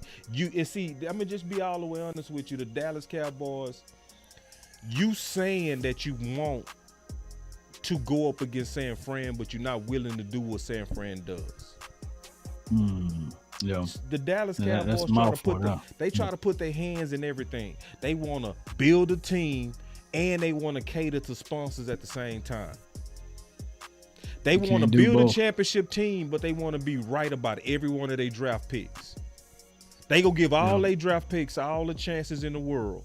But then if you come in on the outside as a free agent like Amari, they gonna say, well, we couldn't have kept Gallup if we would have paid or if we would have kept Amari Cooper. Right. You clearly saying you picked Gallup over Amari. How in the hell was that ever common sense? Yeah, and then Amari Cooper took $6 million less to stay here. You know, he could have been a Washington Redskin Cooper. Yeah. And I get it. You know, a lot of people will look at this and say, well, you know, he played, and then they bought into the narrative. Well, he take games off. You know what I'm saying? Yeah, they bought it to that. Yeah, they bought it to that. Or he's injury prone. You know, he was only hurt for, I believe, a spell in 2019, was it? Yeah. You know, so he was healthy in 2020 and 2021. Yeah, you know, it's crazy. They fed, and you right. See, what you said is a mouthful there. You gotta be careful that they not feeding you propaganda. Cooper always hurt. He always hurt, but he always playing. He missed practices, boss, but he don't miss games. You know, but y'all bought into that. And then this is how goofy they really tried to, because they played people right in their face. They were saying Cooper always hurt while they was signing Gallup. Yes, indeed, man. Like, how you and do Gallup that? my guy too, though, man. But no, I'm just saying, you signing the dude coming off of ACL, but you saying this, you dude. Yeah. That's Did goofy. I hit that again? That's you. Yeah. No, that was me. That was me. That was me. Oh, no, you. I'll make sure I that, man. I No, hit it too many times. No. It is goofy. He injured, so let's sign the injured guy. Come on, bruh. Like, you trying to play me to my face. Anyway, I don't want to get too caught up in that. And they use, and I'm not beating up on our team. We love our team, but you can't continue to use franchise tags as placeholders because you pay such a high premium for it. Yeah, we seen we paid the franchise tag for Schultz when we could have paid him less, like $8 to $7 million for a 3 to 4 year contract before we put on the franchise tag, right? So when you put him on a franchise tag, what happens here? He got comfortable making $11 million. His next go around, he wanted Travis Kelce money, right. 14.5 because he wanted to recreate the market or redo the market thing. And I was telling people, man, I would just go ahead and take my loss with that. But here's what you don't do, and hear me out. Just because you didn't want to pay Dalton Schultz $14 million doesn't mean that you go into the next year without a veteran, period. You know what I'm saying? They could have still went in the waiver wire or free agent pool to get another veteran tight end, because Ferguson right now and Schoonmaker, you have to understand, in Peyton Hendershot, you have to understand that there will be some levels of growing pain. Not saying that those guys can't eat, but there's some levels of growing pain. And on the flip side, the same song and dance with Tony Pollard now. Coming off of an injury, you put him on a franchise tag, and now you're wondering, can he finish the season and can he get the heavy bulk of the carries when he never did it before? And now he's getting $11 million, man. So that's counterproductive. I think that the Cowboys kind of dropped the egg on that. Oh no, or ball they did. on that. And they always dropping the ball in them tags. They dropped the ball on every tag. Every tag was a bad tag. The first tag was a bad tag. Then the Dak tag was a bad tag. They spent $31.7 million on the tag on Dak, and they basically paid for 5 games, $31.7 million. No prorations. Straight off the books. Straight out the cap. Straight out, 31.7. We had, people forget we had $90 million on the cap. And 31.7 went straight to Dak for 5 games before he hurt his ankle. The Schultz tag was a horrible tag. This Pollard tag is a terrible tag. Like every tag have been terrible. Terrible. Yep. So anyway, terrible. Yep. So anyway, just a couple of more things, man. Because see, this is what people gotta understand. Like, we have to have these public discussions about this because we just got slapped in our mouth, y'all. See, people like don't call us negative when we over here really comparing our franchise to other franchises and looking at what they do versus what we do. It's another thing that other franchises do that we don't do. We play too many games with our best. Just real talk. So, like, I'm going to show something real quick. That's a conversation that's already starting because people hip to this. You got it, Law. Oh, yes. So Jesse, he says, dear coaches, don't try this. Don't treat your number one like this, basically, because Cowboys owner Jerry Jones on 105.3 The Fan, when asked if we want to see Pro Bowl wide receiver CeeDee Lamb get more opportunities. Oh, I don't know about that. What I want to see is the ball spread around several wide receivers / tight ends.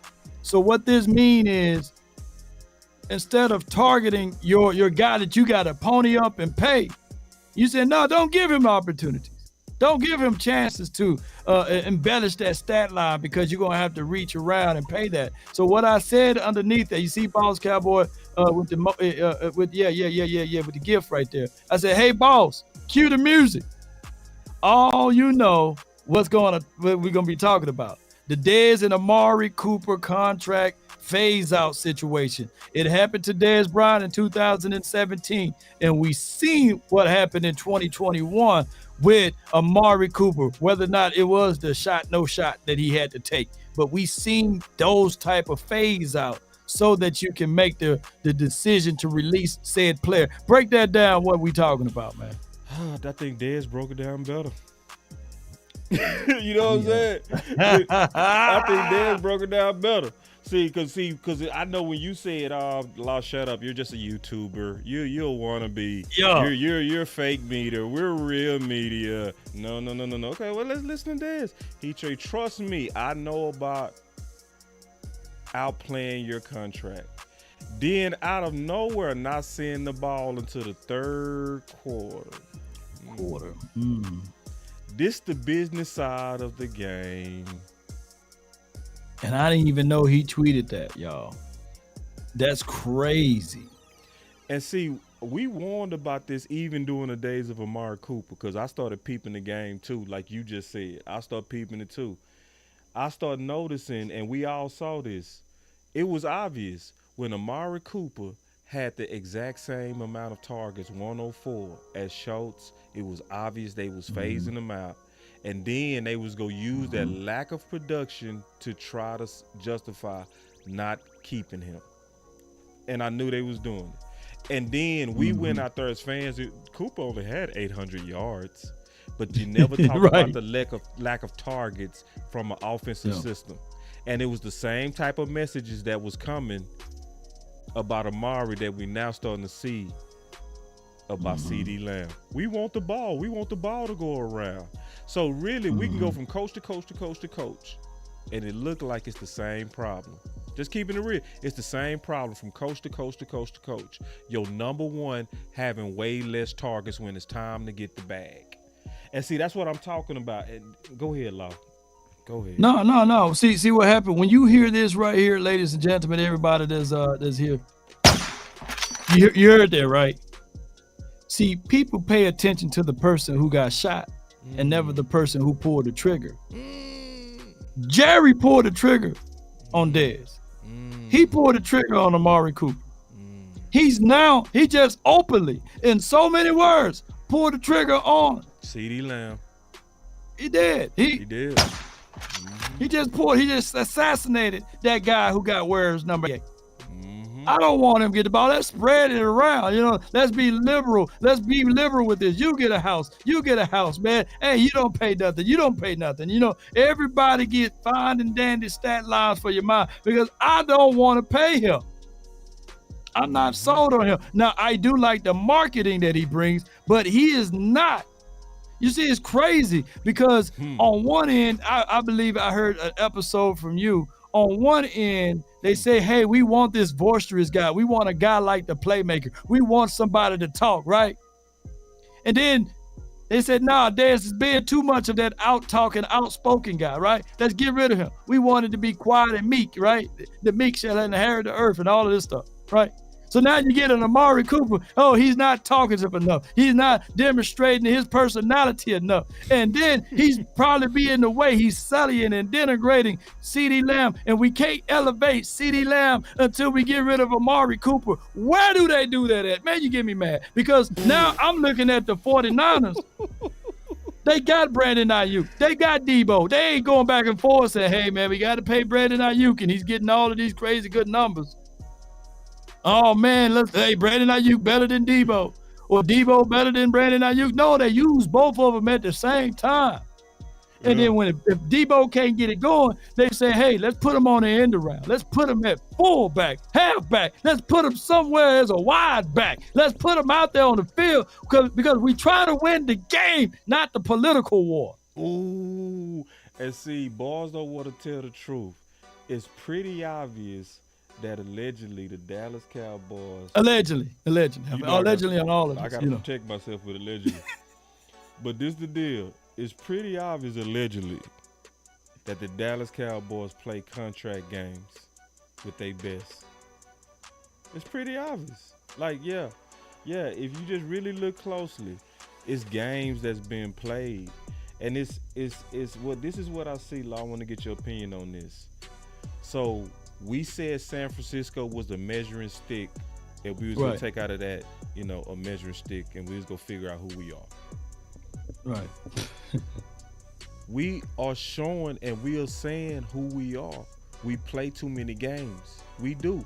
Yeah. So you can't play these type of games and then expect CeeDee Lamb and Dak and all these dudes to give it all like them boys at San Fran doing. Yeah. You can't do your best like this. You can't.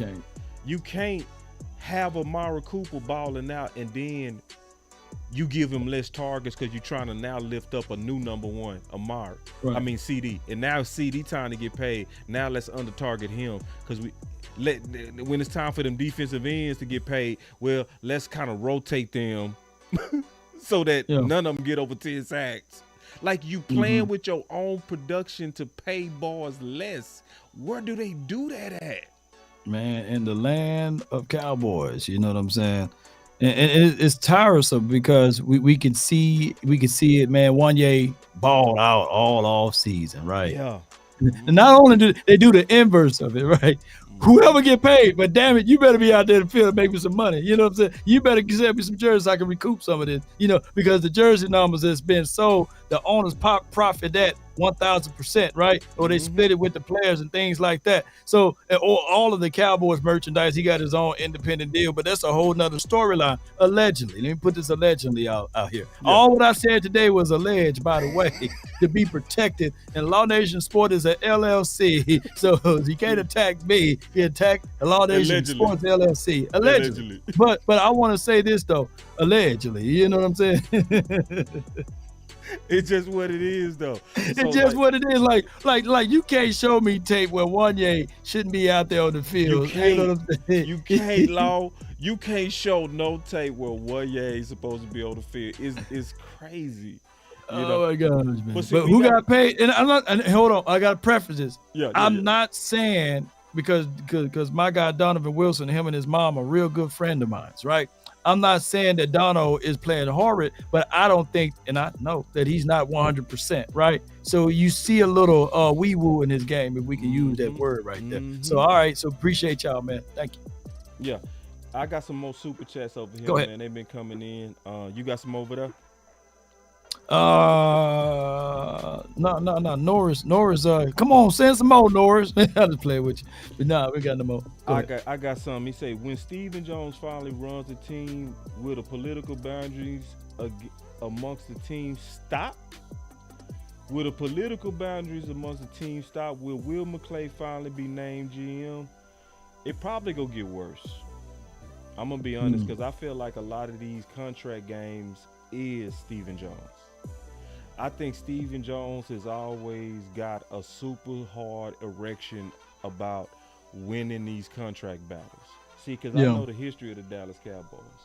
It was only one person that had a problem with the Deion signing. It was only one. Only one. Oh, okay. Yeah. It was only one. It was Stephen Jones.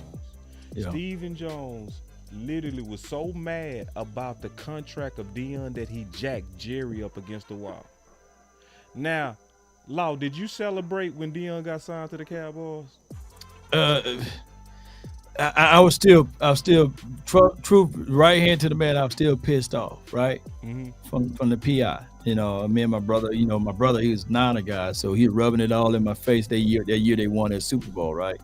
So then I was like, yeah, we got prime time, but it was like, all right, so let me see what he gonna do, and I was all happy for him when I saw him on the field, but originally I was like, damn, here you go, because this was a dude that I grew to hate. Oh, you know because of the PI, because of the PI. You know what I'm saying? I was still pissed off. Right, so, I'm just being honest, but now he was I'm on glad my you side, being real, though. I'm glad you being real. I'm glad glad you, and then your reason is righteous. I'm with you, all right? Because you still had anger in your mind. But I still had anger, because of the talent, I celebrated, bro. I went crazy. Yeah. Like, and the world, Cowboy, that we picked up prime time in the 90s. Somebody that played kickoff return, punt return, was the best corner of all time, and could play receiver. Yeah. We got 4 positions in one, and Stephen Jones was mad. Yeah.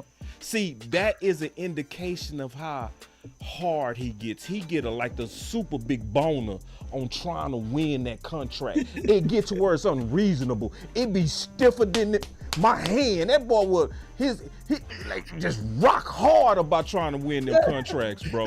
Pause. He get Hennessy strong, baby. Man, he get Hennessy strong, like he finna break your back. Yeah, flip over a table if you sit down too long. Listen, he go pole vault. He go pole vault to the. You know what I'm saying, man? He get that hard about trying to win these contracts. So, and it's obvious, bro, because it goes to diabolical, weird stuff, bro. It does, and see somebody gotta say it, because guess the regular media ain't gonna say it. They ain't gonna say it. They ain't gonna say nothing about it, bro. They gonna just look over it and watch them shoot theyself in the foot. But anyway, man, we just keeping it real, bro. I know people ain't used to this. Keep it 1,000, man. But this is if y'all want to know some of the real reasons, because a lot of people, to me, they start too low, Law. Yeah. They start with Dak or Dan Quinn or Mike McCarthy. You got to go higher, bro. Yeah. We now got a whole new. See, Kelly Moore not here no more, and they still look like they under target and they number one, allegedly, man. So, you know, and just to answer one of my guys in the chat, I appreciate you. But let me go back to Solid Rock Jesus Christ Ministry, man. Appreciate you for the $2 super chat. And this is a damn good super chat, by the way, Jesus Christ Ministry, Solid Rock. He says 49ers built their team not around their quarterbacks. But let me ask y'all this. Let me tell y'all this. You know who they built their team around?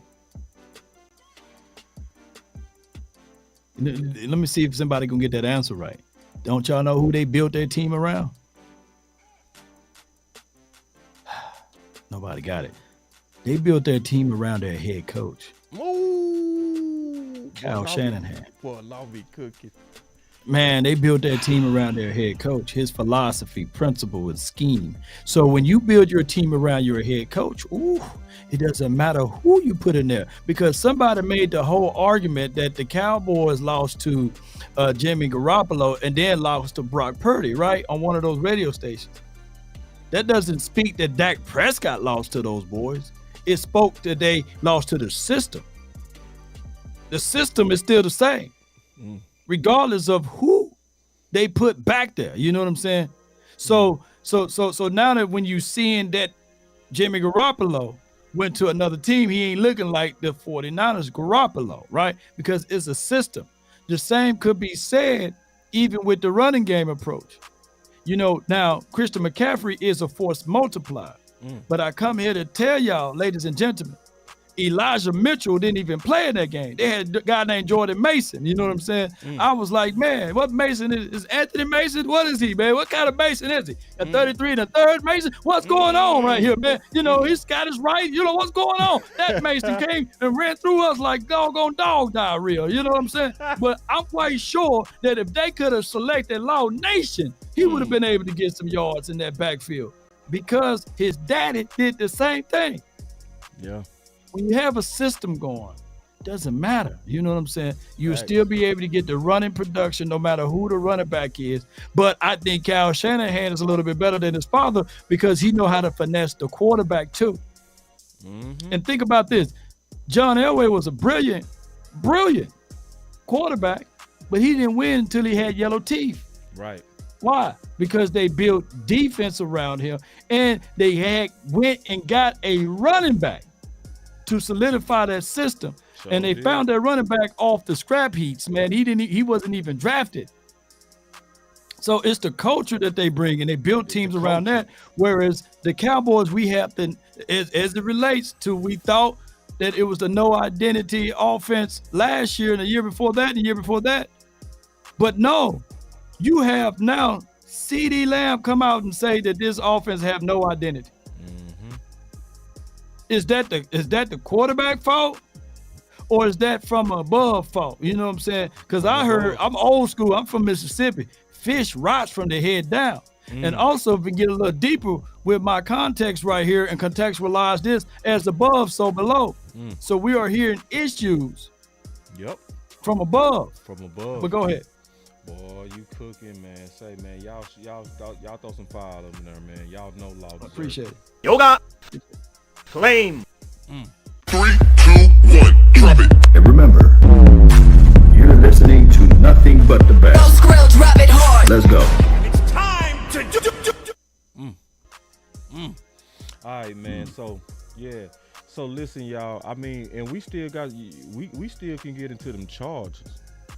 Oh, man, let's get into it. You got time to get into them charges? I got them, but time is on my side. I got Come some on. super chats, man. Let me catch you back up Let's with some go. super chats, man. Y'all been showing love, man. Let me get to these super chats, then we go get into them charges. He said they will move 11 back to middle linebacker to pay him less. Ooh. Perfect timing. And shoot, Stephen Jones having that hard on that you were talking about earlier. Man, that dude. Like it's shaking, pause. You know what I mean? You ever get where it's shaking? It's you know what? Right.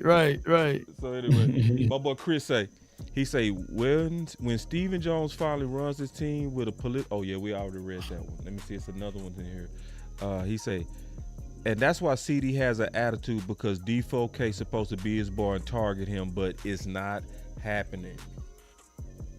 Yep. You know, Dak Prescott gonna go in those meetings and what coach say, what the owner say, he gonna say, yeah, you know what I'm saying? We're gonna go and do those things. I don't think that, you know, I don't think that you heard me say this though, but the way I'm seeing Dak Prescott play this game is when have you ever started to learn how to drive a car for the first time? You got your parents in the car.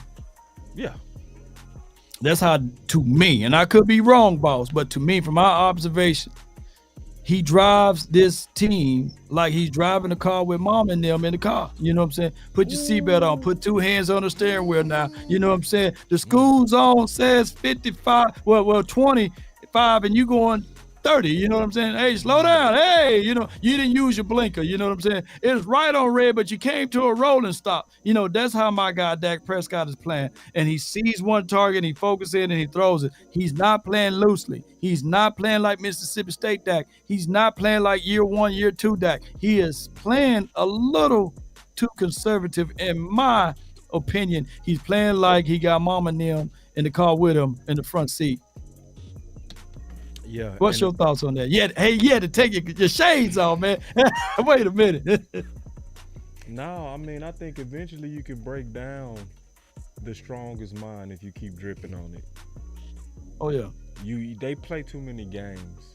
Just being real, like just look at what we compare in San Fran. We just cause see if you say a measuring stick, we got to compare ourselves. What did San Fran do with Purdy? First of all, he was Mr. Irrelevant, and they had Trey Lance. But at the end of the day, they went with what? The best man. It was no politics. It was no, well, you know, this guy's one of our top draft choices. We can't just send him on. Look how much we gave up for him. See, they don't do like we do over here at Cowboy Nation. See, in Cowboy Nation, we trained. We some trained dogs over here. We some good old dogs. We know oh, boss, shut up, boss. Come on, boss. You can't expect fairness here. You know how we are about our draft choices, boss. Come on now. He's a first rounder. And you start talking just like them. Instead of saying, dog, no, that dude, no, I know he your first rounder, but that dude, that's the undrafted free agent, is playing better than Lyle Collins. It was such a war about that because we ain't used to playing the best man. We ain't even used to it here. So when we see it, we don't even see it. You see what I'm saying? You'll see Wanye Thomas, but because he ain't a high draft choice, we don't see him. You see what I'm saying? See, we train dogs over here. The Cowboys and Jerry and them got us trained like straight mutts. Where we literally talk just like them. Trained dogs. Oh, boss, come on. That's one of our draft. Oh, you know how we are about our draft pick, boss. Nah, bro. Like at some point, we got to start doing like the people that whooped our nose. They don't care when you was drafted. You can be the last dude drafted. Literally the last dude to the point they call you irrelevant. But when you went to San Fran, you was very relevant based on how you played, and they took no time rewarding you for it. While we'll be over here looking at Wanye, or we'll be looking at Harper, who ran a 4.4, had a 40-inch vertical, have a lean linebacker room, and a move on from him. Man, you spitting truth, bro. Yeah, but see, somebody gotta say it, and ain't nobody saying it. Ain't nobody saying it like we saying it, bro. Ain't nobody saying it. I got two folds to you right here, and I got inside source on this. Inside, because I got long text messages too. They could confirm what I was saying and what I'm about to say. 49ers this offseason was divided like the Great Divide ice cream. And it's really good ice cream, by the way. If you never had it, it's real good. You know, super good. Oh, man. It's super good. Great Divide. Oh man, they was divided. There were some people still team Trey Lance, right? Not giving a fair shake at it, right? There were some people saying that he had the best and the strongest arm out there. And then there were some people saying, hey, Brock Purdy, you know, he had a good run. Some people were saying that, hey, that good run could have just been a placebo, right? We don't know what it looked like if it's him facing the second team over again. You know what I'm saying? This could be the Cinderella story, right? What did their front office do to avoid all of that? Got rid of it. We had a similar situation. Running back Ezekiel Elliott is holding out of training camp due to the fact of his contract negotiation. He is at Cowboy, right? And then there's this guy named Tony Pollard that was drafted that was lighting up everything. Fresh leg Tony Pollard, right? At that time, right? The owner says, Zeke who? What did that do? That divided the nation. Tony Pollard, since day one, was looked about as a threat to the running back, right? He was looked about as leverage, whereas the owner never put out the fire, and that played a small. Remember you said the smallest things can break the mind of a person, right? Yeah, it can always live dormant because keep dripping on it. You know what I'm saying? You can see water can pretty much damage any substance on earth if it just drips slowly, right? You've seen areas on this plane where water will cause major craters, but it's only one drip at a time. They dripping and for on 6 to 7 years, we saw drips and drips and drips of water that. breaking down this whole They entire tagged thing. that. Tagging Zeke, tagging everything. So playing games with them, talking about them in the public. Yeah, dripping on them. Dripping on them, you know what I'm saying? And guess what, ladies and gentlemen? We the only fan base that do this, right? We are literally the only fan base that will chew up our own and then spit it out because we say it didn't taste good, right? So that's what we do. And with Zeke, it wasn't no shade or hate at him, because he by far he deserved that contract. But he did the Zach Martin before the Zach Martin did the Zach Martin. He skipped everybody, right? And say, hey, pay me. And then the Jones family was like, okay, you want to make this war? I'm gonna pay Jalen Smith. You know what I'm saying? Yep. So he did that in spite of even paying Zeke the first time. And then they paid a whole bunch of other stuff. So the Jones family is master at this, right? So what I'm trying to tell y'all, man, that this team do the same thing, and we expecting different results as it relates to money. Yep. We do this to ourselves, bro. Yeah, we do. And I was thinking today, man, we Frank Sinatra, man. We are Frank Sinatra. It's not about football no more. It's about Frank Sinatra. It's about I did it my way. It's not about doing it. It's about I did it my way. We did it by building through the drought. We did it by playing these contract games. It's not about getting the 3 wings. I think they content. I don't think they hungry no more. I really don't. Cause it's like when you really hungry, you come in like he came in when he first bought the team. He said, winning is the name of the game. We will win and we must win. And he made decisions like we must win.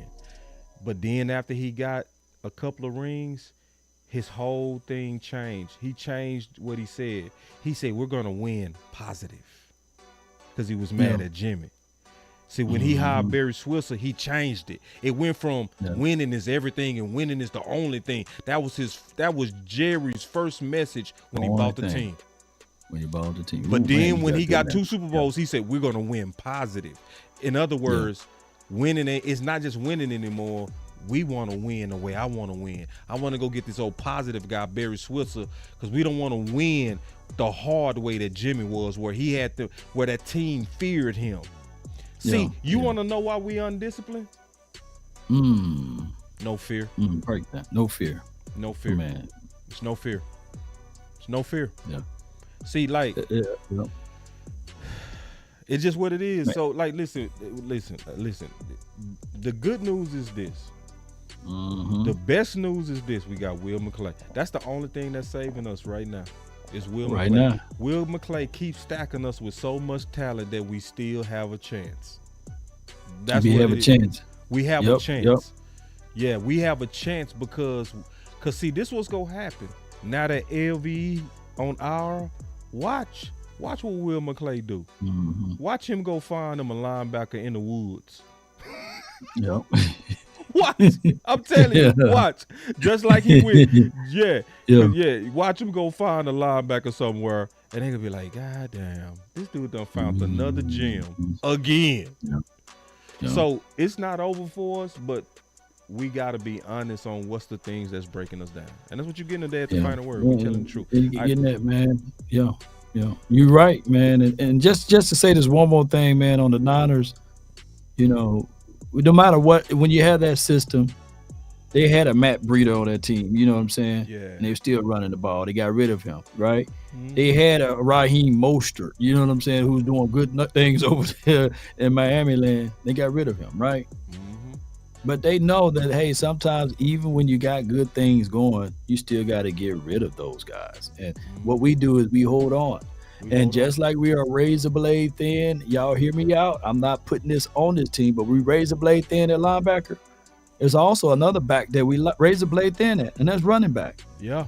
We playing with, we playing with devil's money at this point. You know what I'm saying? I mean, devil's money, because Rico, them hips, and he's explosive. He looked like he's a step faster than my guy Tony Pollard right now. And Tony Pollard, that slow drip that we were talking about earlier. Because let me tell you, when you start pressing, before you find the next topic line, when you start pressing, you're not playing your game. See, Tony played free last year. See that run that he normally bounced to the outside, stayed at the outside? Now he's trying to all of a sudden cut back inside. Like, what's going on? And that fumble lived in his head.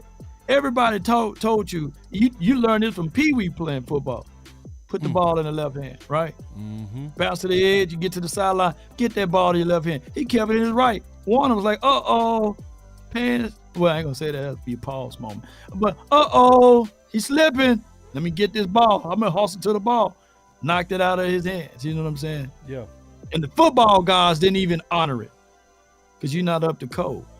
That ball bounced to the sideline and said, you know what? Up the sideline. It went and straight this way. No, I said I never seen that in my life. I've never man. seen that in my life, A bro. ball to go like this. If anything look like football guys, that look like football guys.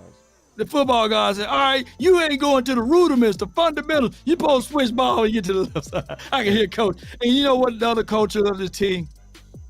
We could be losing by 30 points, 40 points, 50 points, and we don't got no coach that got spit in his mouth to yell at nobody. You know what I'm saying? We need to see some spit. We need to see some broken tablets, some stuff moved around on the sideline. At least somebody, you know what I'm saying? Somebody got to be mad these days. That's what I don't like about Mike McCarthy, man. See, I like Mike McCarthy, but that's what I don't like about Mike McCarthy. I mean, Coach Maul talk about that, man. This only thing he know how to do is beat up watermelons, man. Like, what do you do? Like why your team keep coming out flat and scared? I need to see some emotions, man. Yeah, where's the emotion? Like, emotions, he man. almost a little bit too teacher. Like, this is an emotional game. What do you do to get them guys emotionally involved?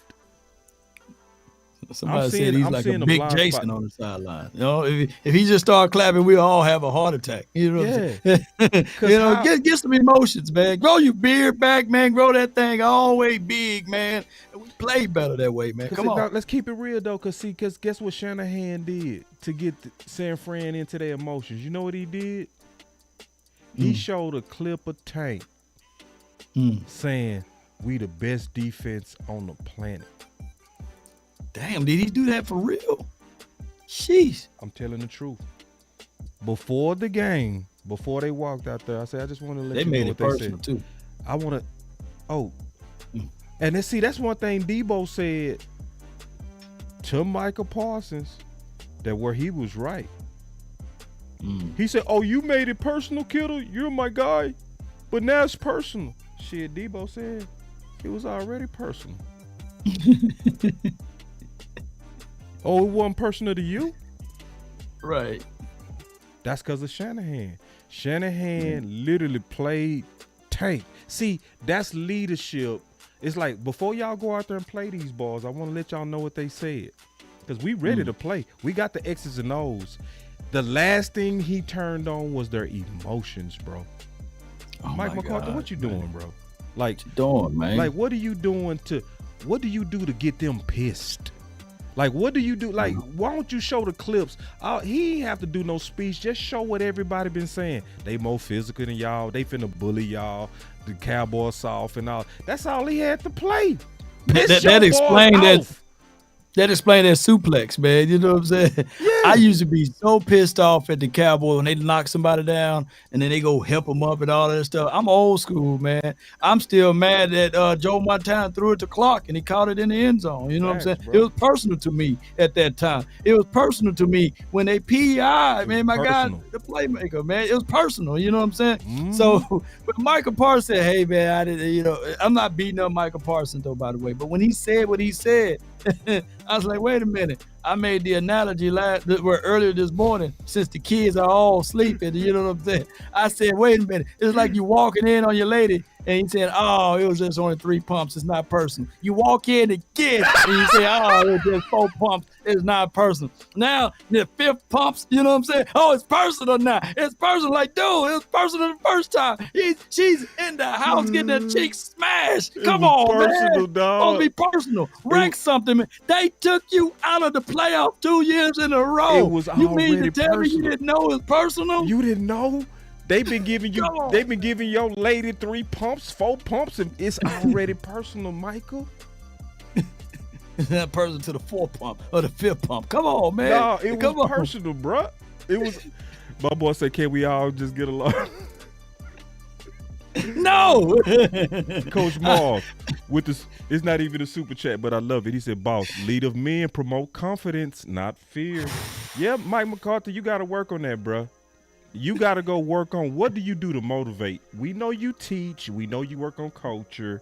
But what do Yeah. you do to have them dudes ready to run through a wall? Because I'm seeing some flatness on these teams, and that's a reflection of you, big dog.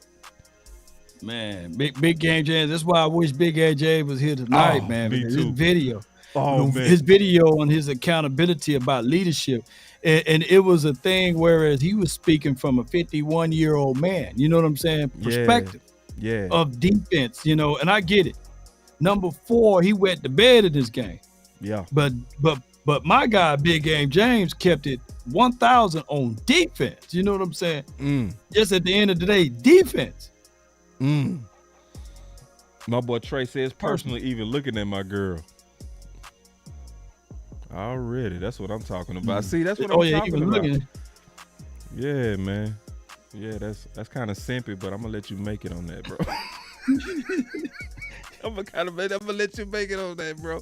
When your chick bad, they gonna look, bro. I'm gonna just let you know that's part of the game, bro. Like when your chick bad, they supposed to look. Trey, don't get in trouble, man. Don't get in trouble out here in these streets, bro. Don't be that dude. All right, man. So we got these boys, Chargers. Yeah. Oh. Yeah. So the thing about the Chargers, man, is we don't want one bad game to turn to 2. Yeah. And the Chargers, they got some sneaky talent over there, bro.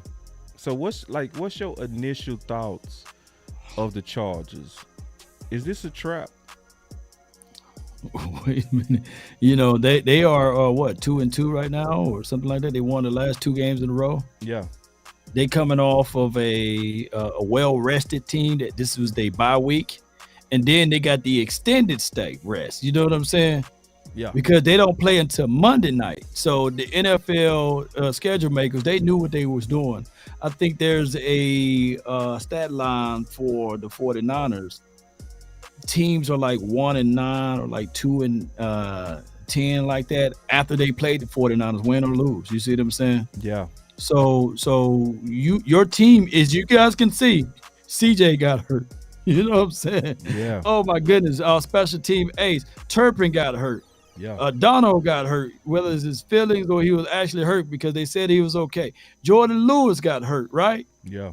Tyler Biotis got hurt. You know what I'm saying? Yeah. So it's an ice bath game when you're playing against the 49ers, right? And so it's a spill off too, you know, because that's such a physical team. Like you said, they showed him the tape, and that's why they were suplexing guys. So it's other people that's hurt that not even on the injury report right now. You know what I'm saying? Tuesday is treatment day and things like that. And then Wednesday we will see some type of who's at practice, who get veteran day offs and things like that.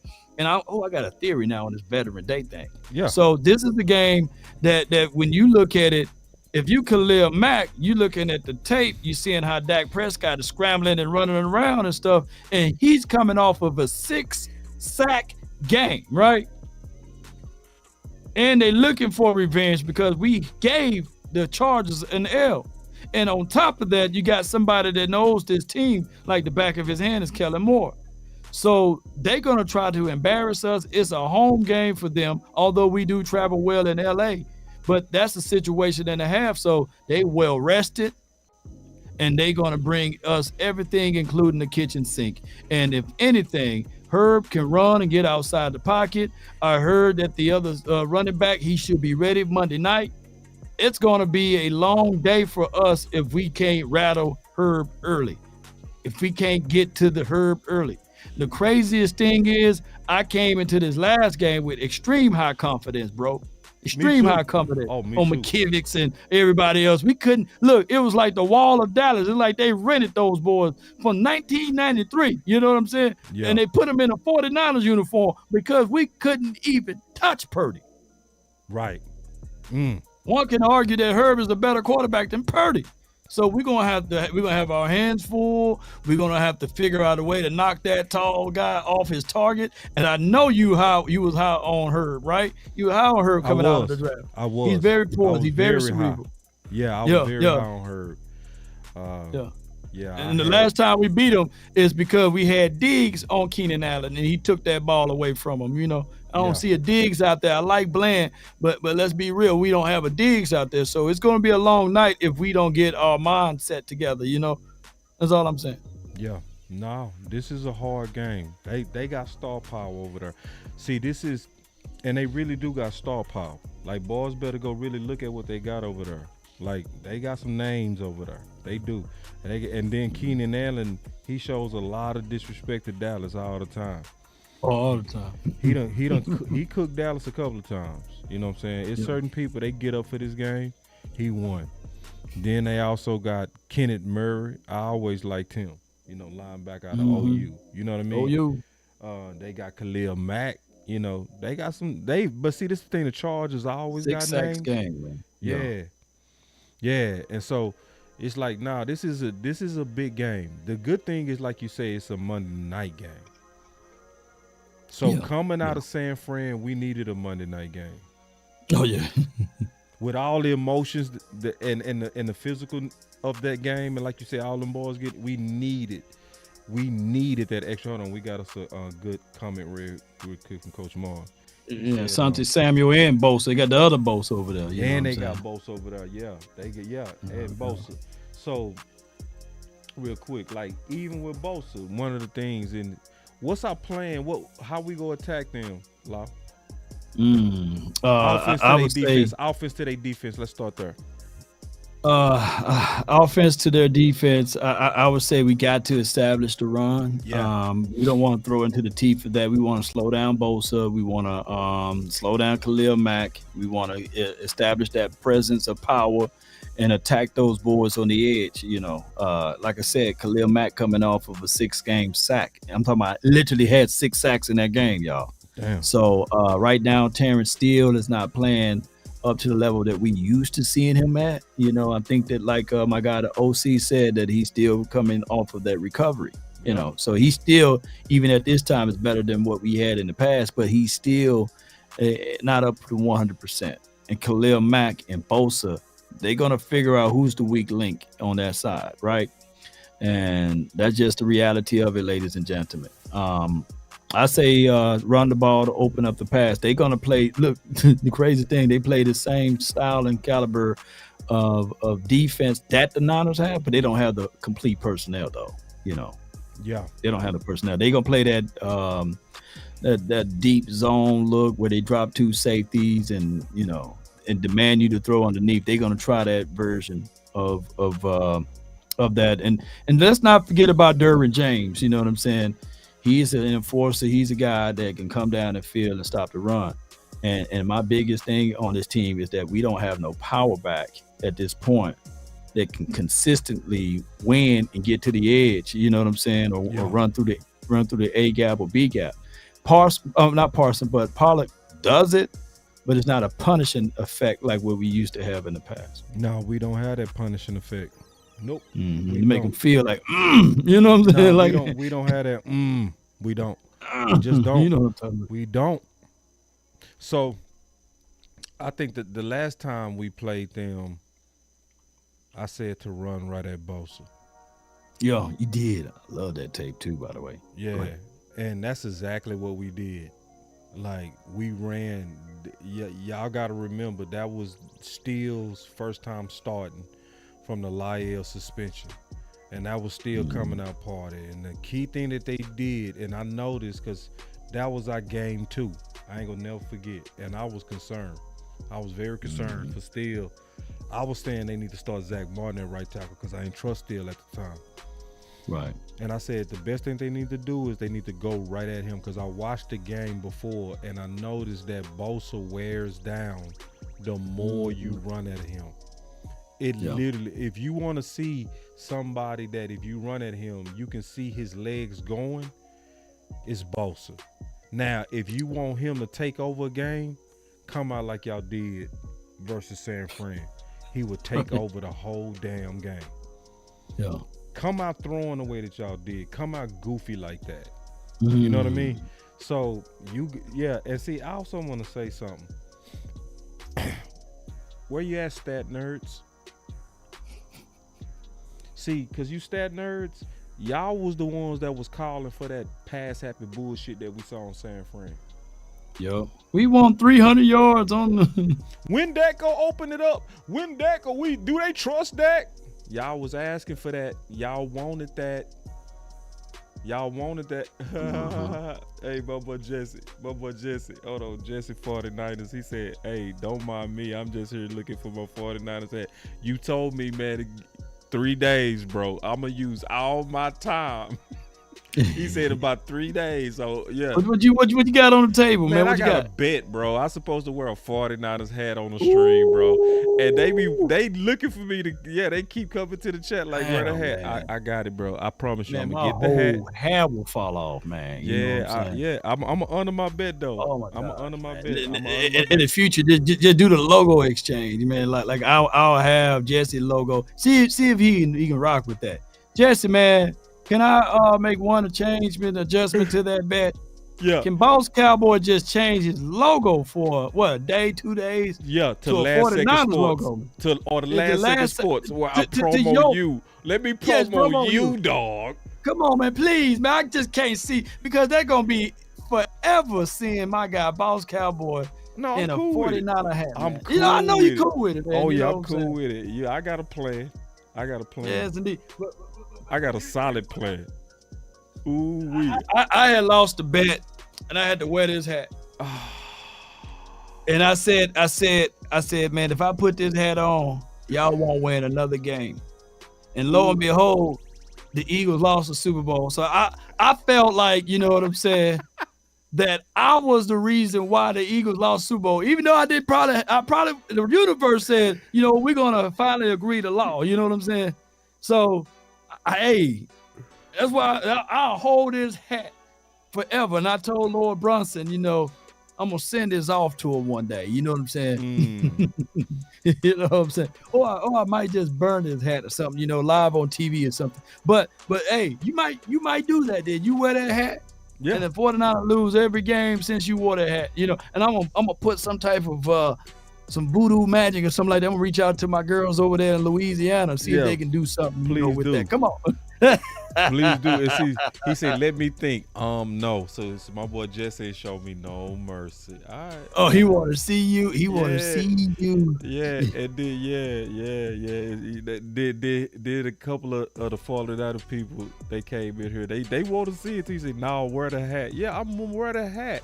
Wear the hat, and they ain't gonna win another game. I promise you. I'm gonna do a 10-minute stream at 2 in the morning. If it's gonna be 10 minutes, I'm gonna be on and off that. I'm gonna do it at 4 in the morning. I'm gonna do that stream. The rewind gang gonna be watching though. Rewind, you know, Drew gonna be somewhere, and that dude that tweeted earlier, you know what I'm saying? Yeah, he gonna pull his eagle. He gonna pull his eagle gears off and put his 49er stuff on. But Jesse cool dude, man. I really enjoyed doing content with Jesse, man. He good dude. And mostly, man, to be honest, man, all you, not all, but I like the 49er fans. They don't act like Philly to me. You know what I'm saying? They talk their shit, but they, you know, they still, at the end of the day, ain't got that little brother mentality at all. And I can't wait till we play y'all again, bro. For real. I can't wait. Because, see, y'all cocky. But you supposed to be. You beat the shit out of us, so you can be cocky for now. You can be cocky for now. But, like, with these charges, you know, I think that the Cowboys, they got to learn how to win. That's what we going through right now. We got to learn how to really, you know, develop this identity and stick with it. Because when I look at what happened with San Fran played their game. We did not. Yeah. Hold on real quick. Okay. My boy. All right. Because JR, you keep coming in with the same thing. He said, this is JR. I told you. And boss about Dak. Y'all better listen to Big J. He speaks the truth about Dak. All right. Yeah. Salute, man. Dak. You know. All right. Let me tell y'all something, man. I was right on Dak. What's up with y'all, man? Taking pride on Dak. Losing. Cause I want y'all to know this conversation y'all having about Dak. Y'all know this a 2024, 2025 conversation y'all having, right? Mm-hmm. Yeah, because he stuck Cowboys with ain't gonna eat no $60 million. I would never think Cowboys themselves, if they don't want to lose. They gonna play that. Look, they ain't finna eat $60 million though, man. Yeah, I get all the people. I told you Dak wasn't shit, people. I understand. I get it. But I'm going to tell y'all straight up, it's nothing fruitful in that. No. I don't want to have no conversations about 2024. I don't. No. I would want us go. to put energy on what can we do now. So if you are the opinion Dak ain't shit, instead of just saying over and over, I told you Dak ain't shit, I told you Dak trash, I told you Dak ain't nothing. Instead of just saying the same thing, JR, you said that 10 times, bro. Instead of saying the same thing over and over, can we start saying then, how do we do more around Dak then? Since y'all done gave up on Dak, then let's start talking about what around Dak can carry him to the Super Bowl. At least that would be a fruitful conversation. It's look, man, it's like going to Alaska and saying, it's cold out here. Damn it, you in Alaska. You know what I'm saying? Yeah. It's like going to Texas and wanting Alaska weather. Like people, to me, they put themselves in that situation, boss, because what they do is they get mad, they walk outside. I can't stand the sun. Like, dude, you can't do nothing about it. It's the sun. Dak Prescott is here. He's under contract. He got the no trade clause on his contract. You can't get rid of him. He's going to be here. So how do we win? We Cowboy fans. I'm a fan. You a fan, boss. You same age. You right, same age. We was fans of this team before Jerry Jones bought the team. Right. We were fans of the team before he bought the team. So whatever he do or does with the team, there's nothing we can do. But we ain't finna turn our back on this team. Do we like what he's doing? No. There's some things that we do like, but majority of the things we can say, hey, Jerry, put Jimmy Johnson in the Ring of Honor. Put Jimmy Johnson in the Ring of Honor. And it's not happening. But that doesn't mean that we turn our back on this team. JR, you turning your back on this team. Because I know at one point in time, you was rooting for the man. But just because we didn't win a certain way, you want to get your panties all in a bunch. Although you got a male face over there, you want to get your panties all in a bunch and be mad and say, see, I told y'all, he sucked. He can't hear water if he fell off a boat. So what? And because last I checked, he wasn't the only one that looked terrible last Sunday night, you know? But keep going. This is the funny thing. See, you showing yourself, bro. When you say, man, y'all hate to be wrong. See, that's called projection, bro. What you doing is you taking how you think and you putting it on us. That's projection. Right. You're projecting your thoughts on us. You hate to be wrong. Because, see, only somebody that hate to be wrong wait for Dak's bad game. Then y'all show up.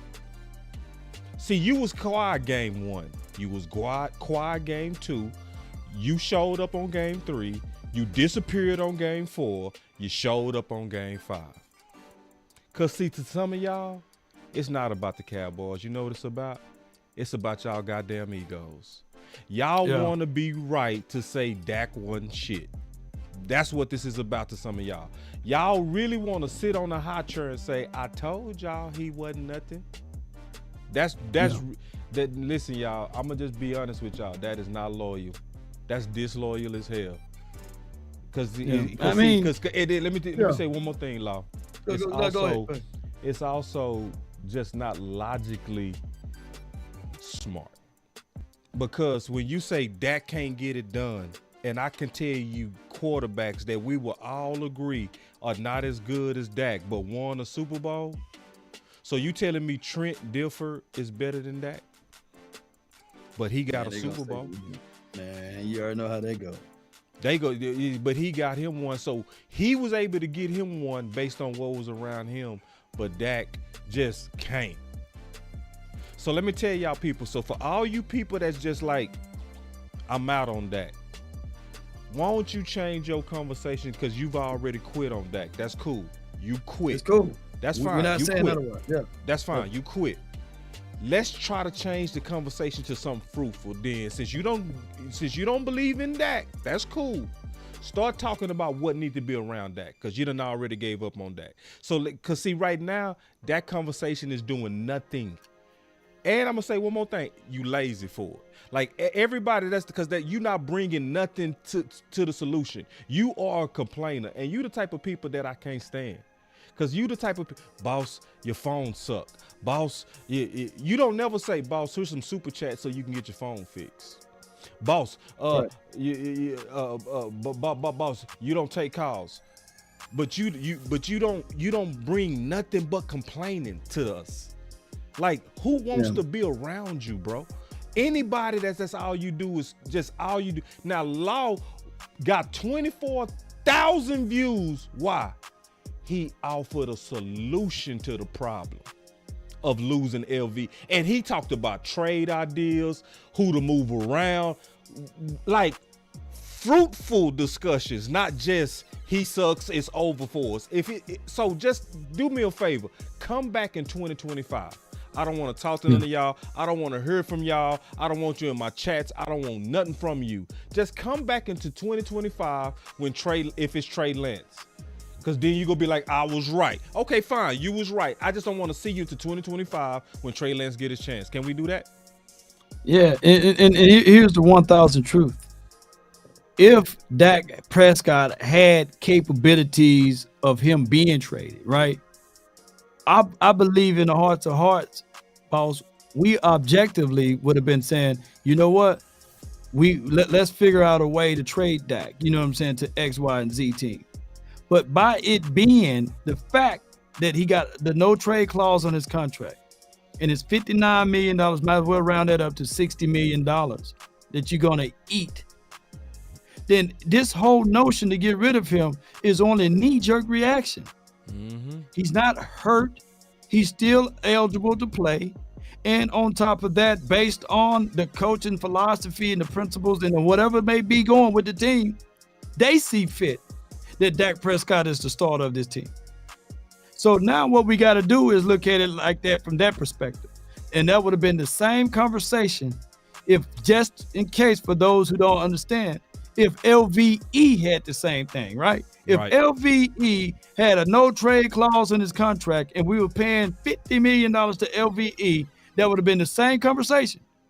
We're going to have to just wait till his contract is over with. He's a movable piece. But now that he's hurt, now we can start making procedures. But not everybody is wrong on Cooper Rush. Because here's what I had to say about Cooper Rush. We all celebrated, right, boss? Me and you did shows. We said, hey, man, we won games. We didn't tear him down. Nope. We didn't beat him up. Nope. We said positive things, even though how we won wasn't all from the arm of the quarterback and it was on the defensive prowess, we still was able to say, hey, this is what we can do to win games. But people took it too far. Right. People literally took it too far. Oh, man, he's putting up numbers like Joe Montana. Oh, man, he can read defenses. Oh, man, the other guy can't read. He can't write. You know what I'm saying? Can't walk. You know what I'm saying? And now he can't chew bubblegum. Right. And all of those things come from this good old boy stuff down here in the South. And I'm not going to say it. You know what I'm saying right now. But y'all so fixed on hating the man instead of looking at other things that's going wrong with this team. Yeah. I literally had somebody say that the reason why the Cowboys lost this game is because the time of possession, the defense had his tongue hanging out. But they didn't check the facts. In the Cardinals game, we won time of possession, and our defense still looked porous. So which one is it? Hey, that boy Trey fun as hell, man. We got some super chats. Let me get these super chats and then we'll get in our final words, man. No doubt. Hey, y'all showed a lot of love with these super chats. I appreciate you, man. Y'all going crazy. He said, since y'all say Dak look bad, tell us who look good. Oh, good God. Who look good? I can tell you right now, I'm going to still know. Brandon Aubrey, baby. And Hankins. That boy look good. I would also say Hankins too. I said the same too. That's crazy, Law. We ain't never spoke. You got your super chats first. I'll take mine second. D'Angelo Brown says back-to-back games dealing with Bosa. That's going to be tough. Appreciate you for the $2 super chat, bro. I got Coach Marv. He says, Law, I gave you the keys to victory, and it's the keys to Monday, and that's facts. Yes, indeed. So Coach Marv got this whole 2-page keys to victory sheet, And I'm telling y'all, it's good stuff, man. I'm It's thinking good. about putting it on like a ebook and putting it in all of my descriptions and every because it's universal, right? It is. It's from Yeah. a coach's perspective. I can tell It's Coach well Marv is an done. educator. You know, it's well done, man. Yeah. Yes, indeed. So I and then need I to got do the same Andre. thing myself. Yeah. I'm gonna flip that book, Coach Marv, into a PowerPoint and put it in my description box. Andre Robinson says, "This is our brother. As long as he rocks the star, help him. Don't hate on y'all. We them boys. We still got a shot in the playoff." And I'm thinking he referring to Dak Prescott. You know, and here's what people want. People want blood. You know what I'm saying? Yeah, they want blood. Mhm. They want us to, if we say 10 negative things and 1 positive, now we apologize. You know what I'm saying? Because they have selective hearing as well, boss. Because every year I said Dak Prescott got to go through his progression better. He got to step and climb the pocket better. He got to trust his sight better. You know what I'm saying? Hey, we need better weapons around Dak Prescott. And then all of a sudden, what I hear is when I say those type of things, right? People would take the latter when we throw an interception. See, he regressed. Oh man, he's the only quarterback that need help. He's the only quarterback that can only win with weapons, and everybody else don't need them. You know what I'm saying? Like there's ever a quarterback in the National Football League that won it all by himself. You know what I'm saying? Crazy, bro. It's crazy, man. Like every quarterback need weapons. Everyone. You know what I'm saying? Everyone. Every one of them. Everyone else. I got some more super chats over here. He said, my boy Trey say, "Now this is crazy." He said, "Boss, he wearing Dak jersey in his profile." Oh my God, bro. All I ask.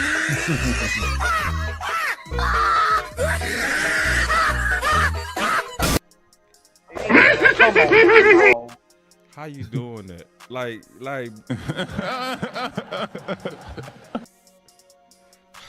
I'ma just move on. All right, it did he said, if it's not the players that starve and it's Jerry Jones, the full right law, play that clip for boss. Mm-hmm. He said, Oh yeah. I know exactly what he's talking about. You got something give me 1 second. Yeah. Just take your time. I'm gonna get it over here in a few seconds. You know what I'm saying? And then we got us another super chat from Chris. He said, Kennedy is a clear example. Dude had a great camp. Yep. And see Trey going in. Trey with a super chat. He said they will move on from 11 back to, we already read that. They go try to pay him less when they move him to linebacker. Yep, they could try to give him a linebacker price. He said when Stephen Jones finally runs this, we already read that one too, so I'm caught up on all the super chats, man. I got another one over here. Appreciate the super chat, Keep man. it rolling. Keep it rolling, y'all. He said from Forever Runaway Fashion Line. First of all, that's dope, bro. That's dope that you got a fashion line. That's dope, man. I like to see other YouTubers and people that's got growing channels, man. I like to see y'all supporting over here. He say, you think that there's truth to the 95 when the Niners had our 90 from 94 season, we had to avoid them to win the Super Bowl. It feels like this. No, we didn't have to avoid them to win the Super Bowl. No. No, we had to avoid them though. No, but, they had to avoid us. They had to avoid us. Yeah. Like no. That's why Steve Young said he got the monkey off his back when he finally won one. No, Dallas was their monkey. It wasn't the other way around. Like for real. Like Dallas should have been a 4-peat Super Bowl champion. They should have won 4 in a row. So then I got another super chat. They say my mic is a little bit low. It's almost at the end of the show. But he said, still looking forward to seeing you in San Fran hat. Yeah, I'm aware. It's going to be probably tomorrow. Y'all gonna like it though. It's gonna be dope. I got me a nice, dope San Fran hat. It's just gonna say F San Fran in front of it. Them silly fools, that's what I call them. You know what I'm saying? SF, that's what it stands for. But they won, they beat us, man. They shot the BB gun. Let me know if you can hear this, man, when I play this. Or was that all of it? That's it. Let me see. Can you hear this? Nah. All right. So you got to go to this link then. And I can pull it though. Yeah, it's on my page. You know what I'm saying? It's on your page. How far hold down on. is it? Let me see. Can you you see I just put it in your chat area? Can you just click on that for your chat? Yeah, I can pull it out the DM. It's just gonna take me a second. Yeah, I put it in your chat. You put it in my I'm chat. talking about your chat. The chat. You know, can you click it? Could you put it in my DM? Click That'll be better. Can you do that? Okay, good. No worries. Yeah, put it in the DM and I'll pull it. Listen, old school, you know what I'm saying? Yeah, he from your school that you played for, man. You know what I'm saying? Oh, for real, Dallas Carter? You got some Dallas Carter boy? No, college. Oh, U of H. Gotcha. Yeah. All right. University of Houston. All right, we flying planes, y'all. Y'all be patient. And they traded him. He was the trade. They got Russell Maryland in the house, I believe. If my memory serves me correct. Yeah. Back in those days. I put it in there, so you just go straight there to that link. I'm finna pull it right now, and I'm finna drop it in the show. This is the type of stuff we be doing, man. Y'all gotta, you know what I mean? It is all free, but shout out to Cowboys Cave. He ain't gonna hit you with no strike or anything. Okay. It's good. Or no that's gonna be tripping. No, ain't nothing. It's all free. It's all free 99. All right, good. Free 99 for your mind. There we go. And if we offended anyone, man, charge it to our head, not our heart, man. We just talk real Matt, football, take it easy, stuff, bro. man. Matt, cool dude. Yeah, man. If we offended you, we really wasn't trying to, but hey, we wasn't trying to, man. I know I was a little out. Some of y'all was. Some of y'all, you know what I'm saying? Yeah. And your panties. That's an old saying. Get your panties in the bunch. So I don't want you to be offended. You know. We support all LGBTQ communities. We and all everything. passionate. That's all it is. Passionate people about too. You know? We all passionate. Rainbow people and everything. You know what I'm saying? Yep. Pause and all that. You know. Mm-hmm. Here we go. I said, you want some people. You want a few people that's hungry. I said, you want some people that's willing to spend the next 20 weeks hungry for identity. I told you guys, you need some people that's hungry. I don't know about you, but that team that you threw out there on that damn field, they wasn't hungry. They were satisfied. The Cowboys are an appetizer team. The truth is what it is. If you think last week was bad, if they don't get off their ass and present something better than they did this week, it's going to be a long season. The fans deserve a hell of a lot more. You need some people that's hungry. I don't know about you, but that team that you threw out there on that damn field, they wasn't hungry. I need for him to do the pre and post game speech from here on out, man. It's old school talking to you too. And see, that showed me I ain't crazy, bro. Appetizer team. So let me go ahead and get it to my final word. That's perfect. That's perfect. That was the perfect way to end the show. That confirms that I ain't crazy. When you see a guy that's a former champion, we know what hunger look like. I ain't gonna say hunger. I'm gonna say I didn't see anger. I didn't see pissed. How in the world? I'm still trying to figure out how was everybody saying that San Fran was more physical than y'all, and that didn't piss you off. And you out there swapping jerseys. It's like, I'm gonna go back to that. Boys need to play with hate. No. See, cause hate take your game to another level. I'm serious. If you want another level of adrenaline, hate your opponent. Hate them. Like the hate was so real between after that finals with Magic Johnson and Isaiah Thomas. They was good friends until the finals. Until that finals. It took them years later to finally make up. Jordan and Isaiah still hate each other. But see, both of them are what, Law? Champions. Champs,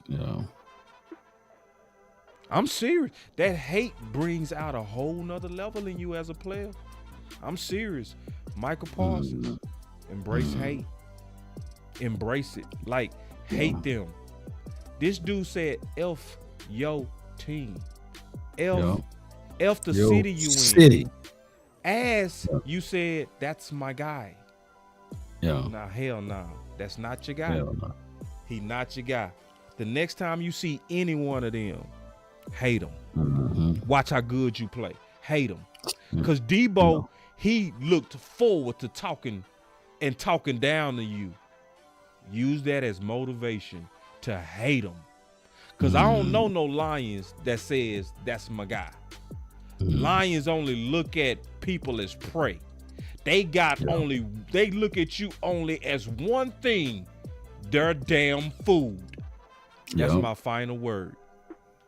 Man, I love watching the Animal Planets and things like that, and the lion, it takes pride in its territory and its landmarks. And even when they conquer, another person's or another, lion's domain, the first thing they do, they eat up and kill all of the cubs.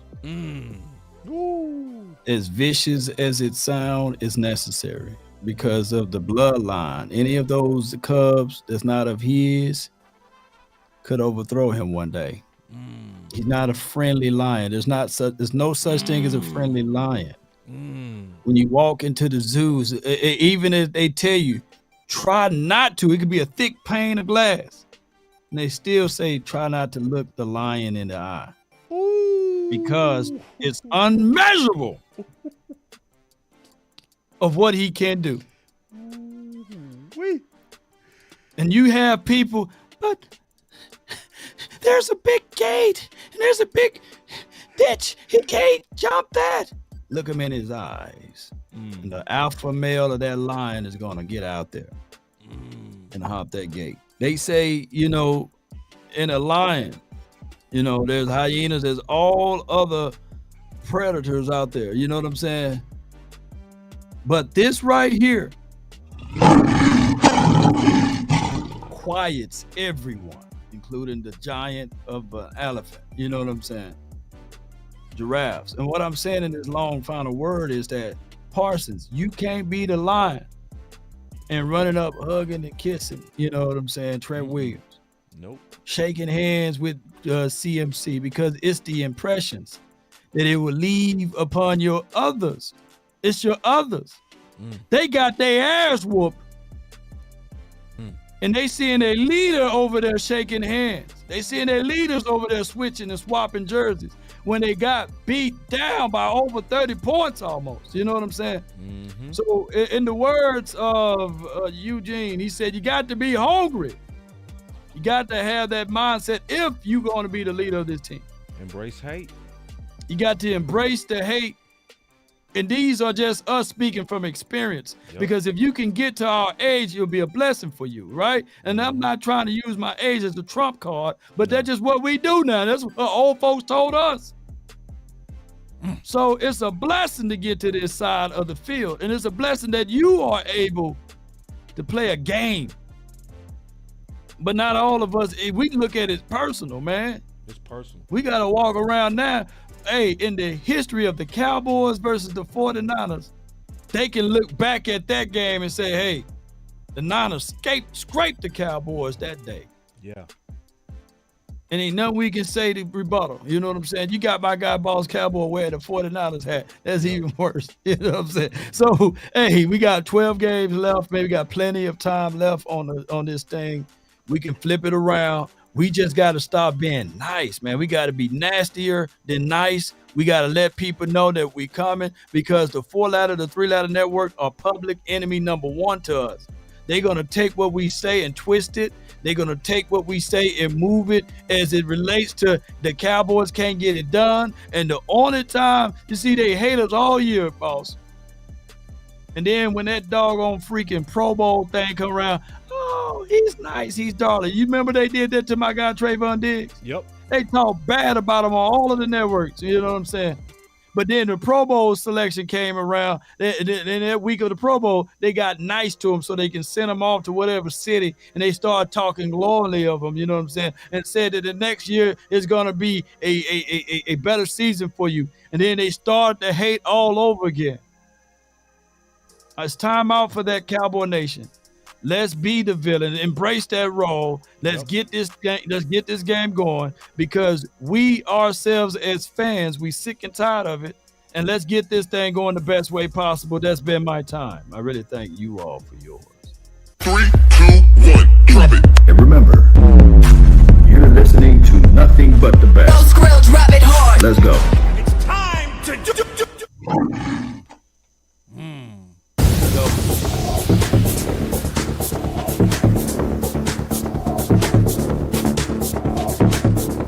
Eat all the kids, Parson. Eat everything, man.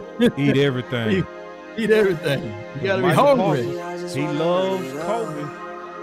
Kobe embraced Mamba that mentality. hate. He embraced that, bro. And we saying this in love, man. We saying there's another level in Michael Parsons. And I think he got to embrace that old school hate, and he go turn even more to a monster. Yo. Lately, I just wanna run it up. Yeah. Kinda check the song. Lately, I just wanna run it up. Count that too, kinda. Lately, I just wanna run it up. Need them ones, I need them fives, need them tens, I need that change to the safe, got blues inside. One more time, Law. Oh, no. Just press the button. When I play, charge it to the game. I'm with L, yeah, I'm with T Black, I'm with Reverend now. I'm with Bay, yeah, I'm with J, yeah, I'm with Chuck and now. Still the same, not switching sides, now it's about loyalty. You switch sides off for the bag, and that's worth more to me. I mix Nike with designer, I experiment. You just rock what's on the shelf, and I'm not feeling it. Search for the one, but baby girl, it's nothing real as this. Can't trust a soul, I keep a hammer, call it too legit. I've been really in the field, love the rush, I love the feel. Lately, I just wanna run it up.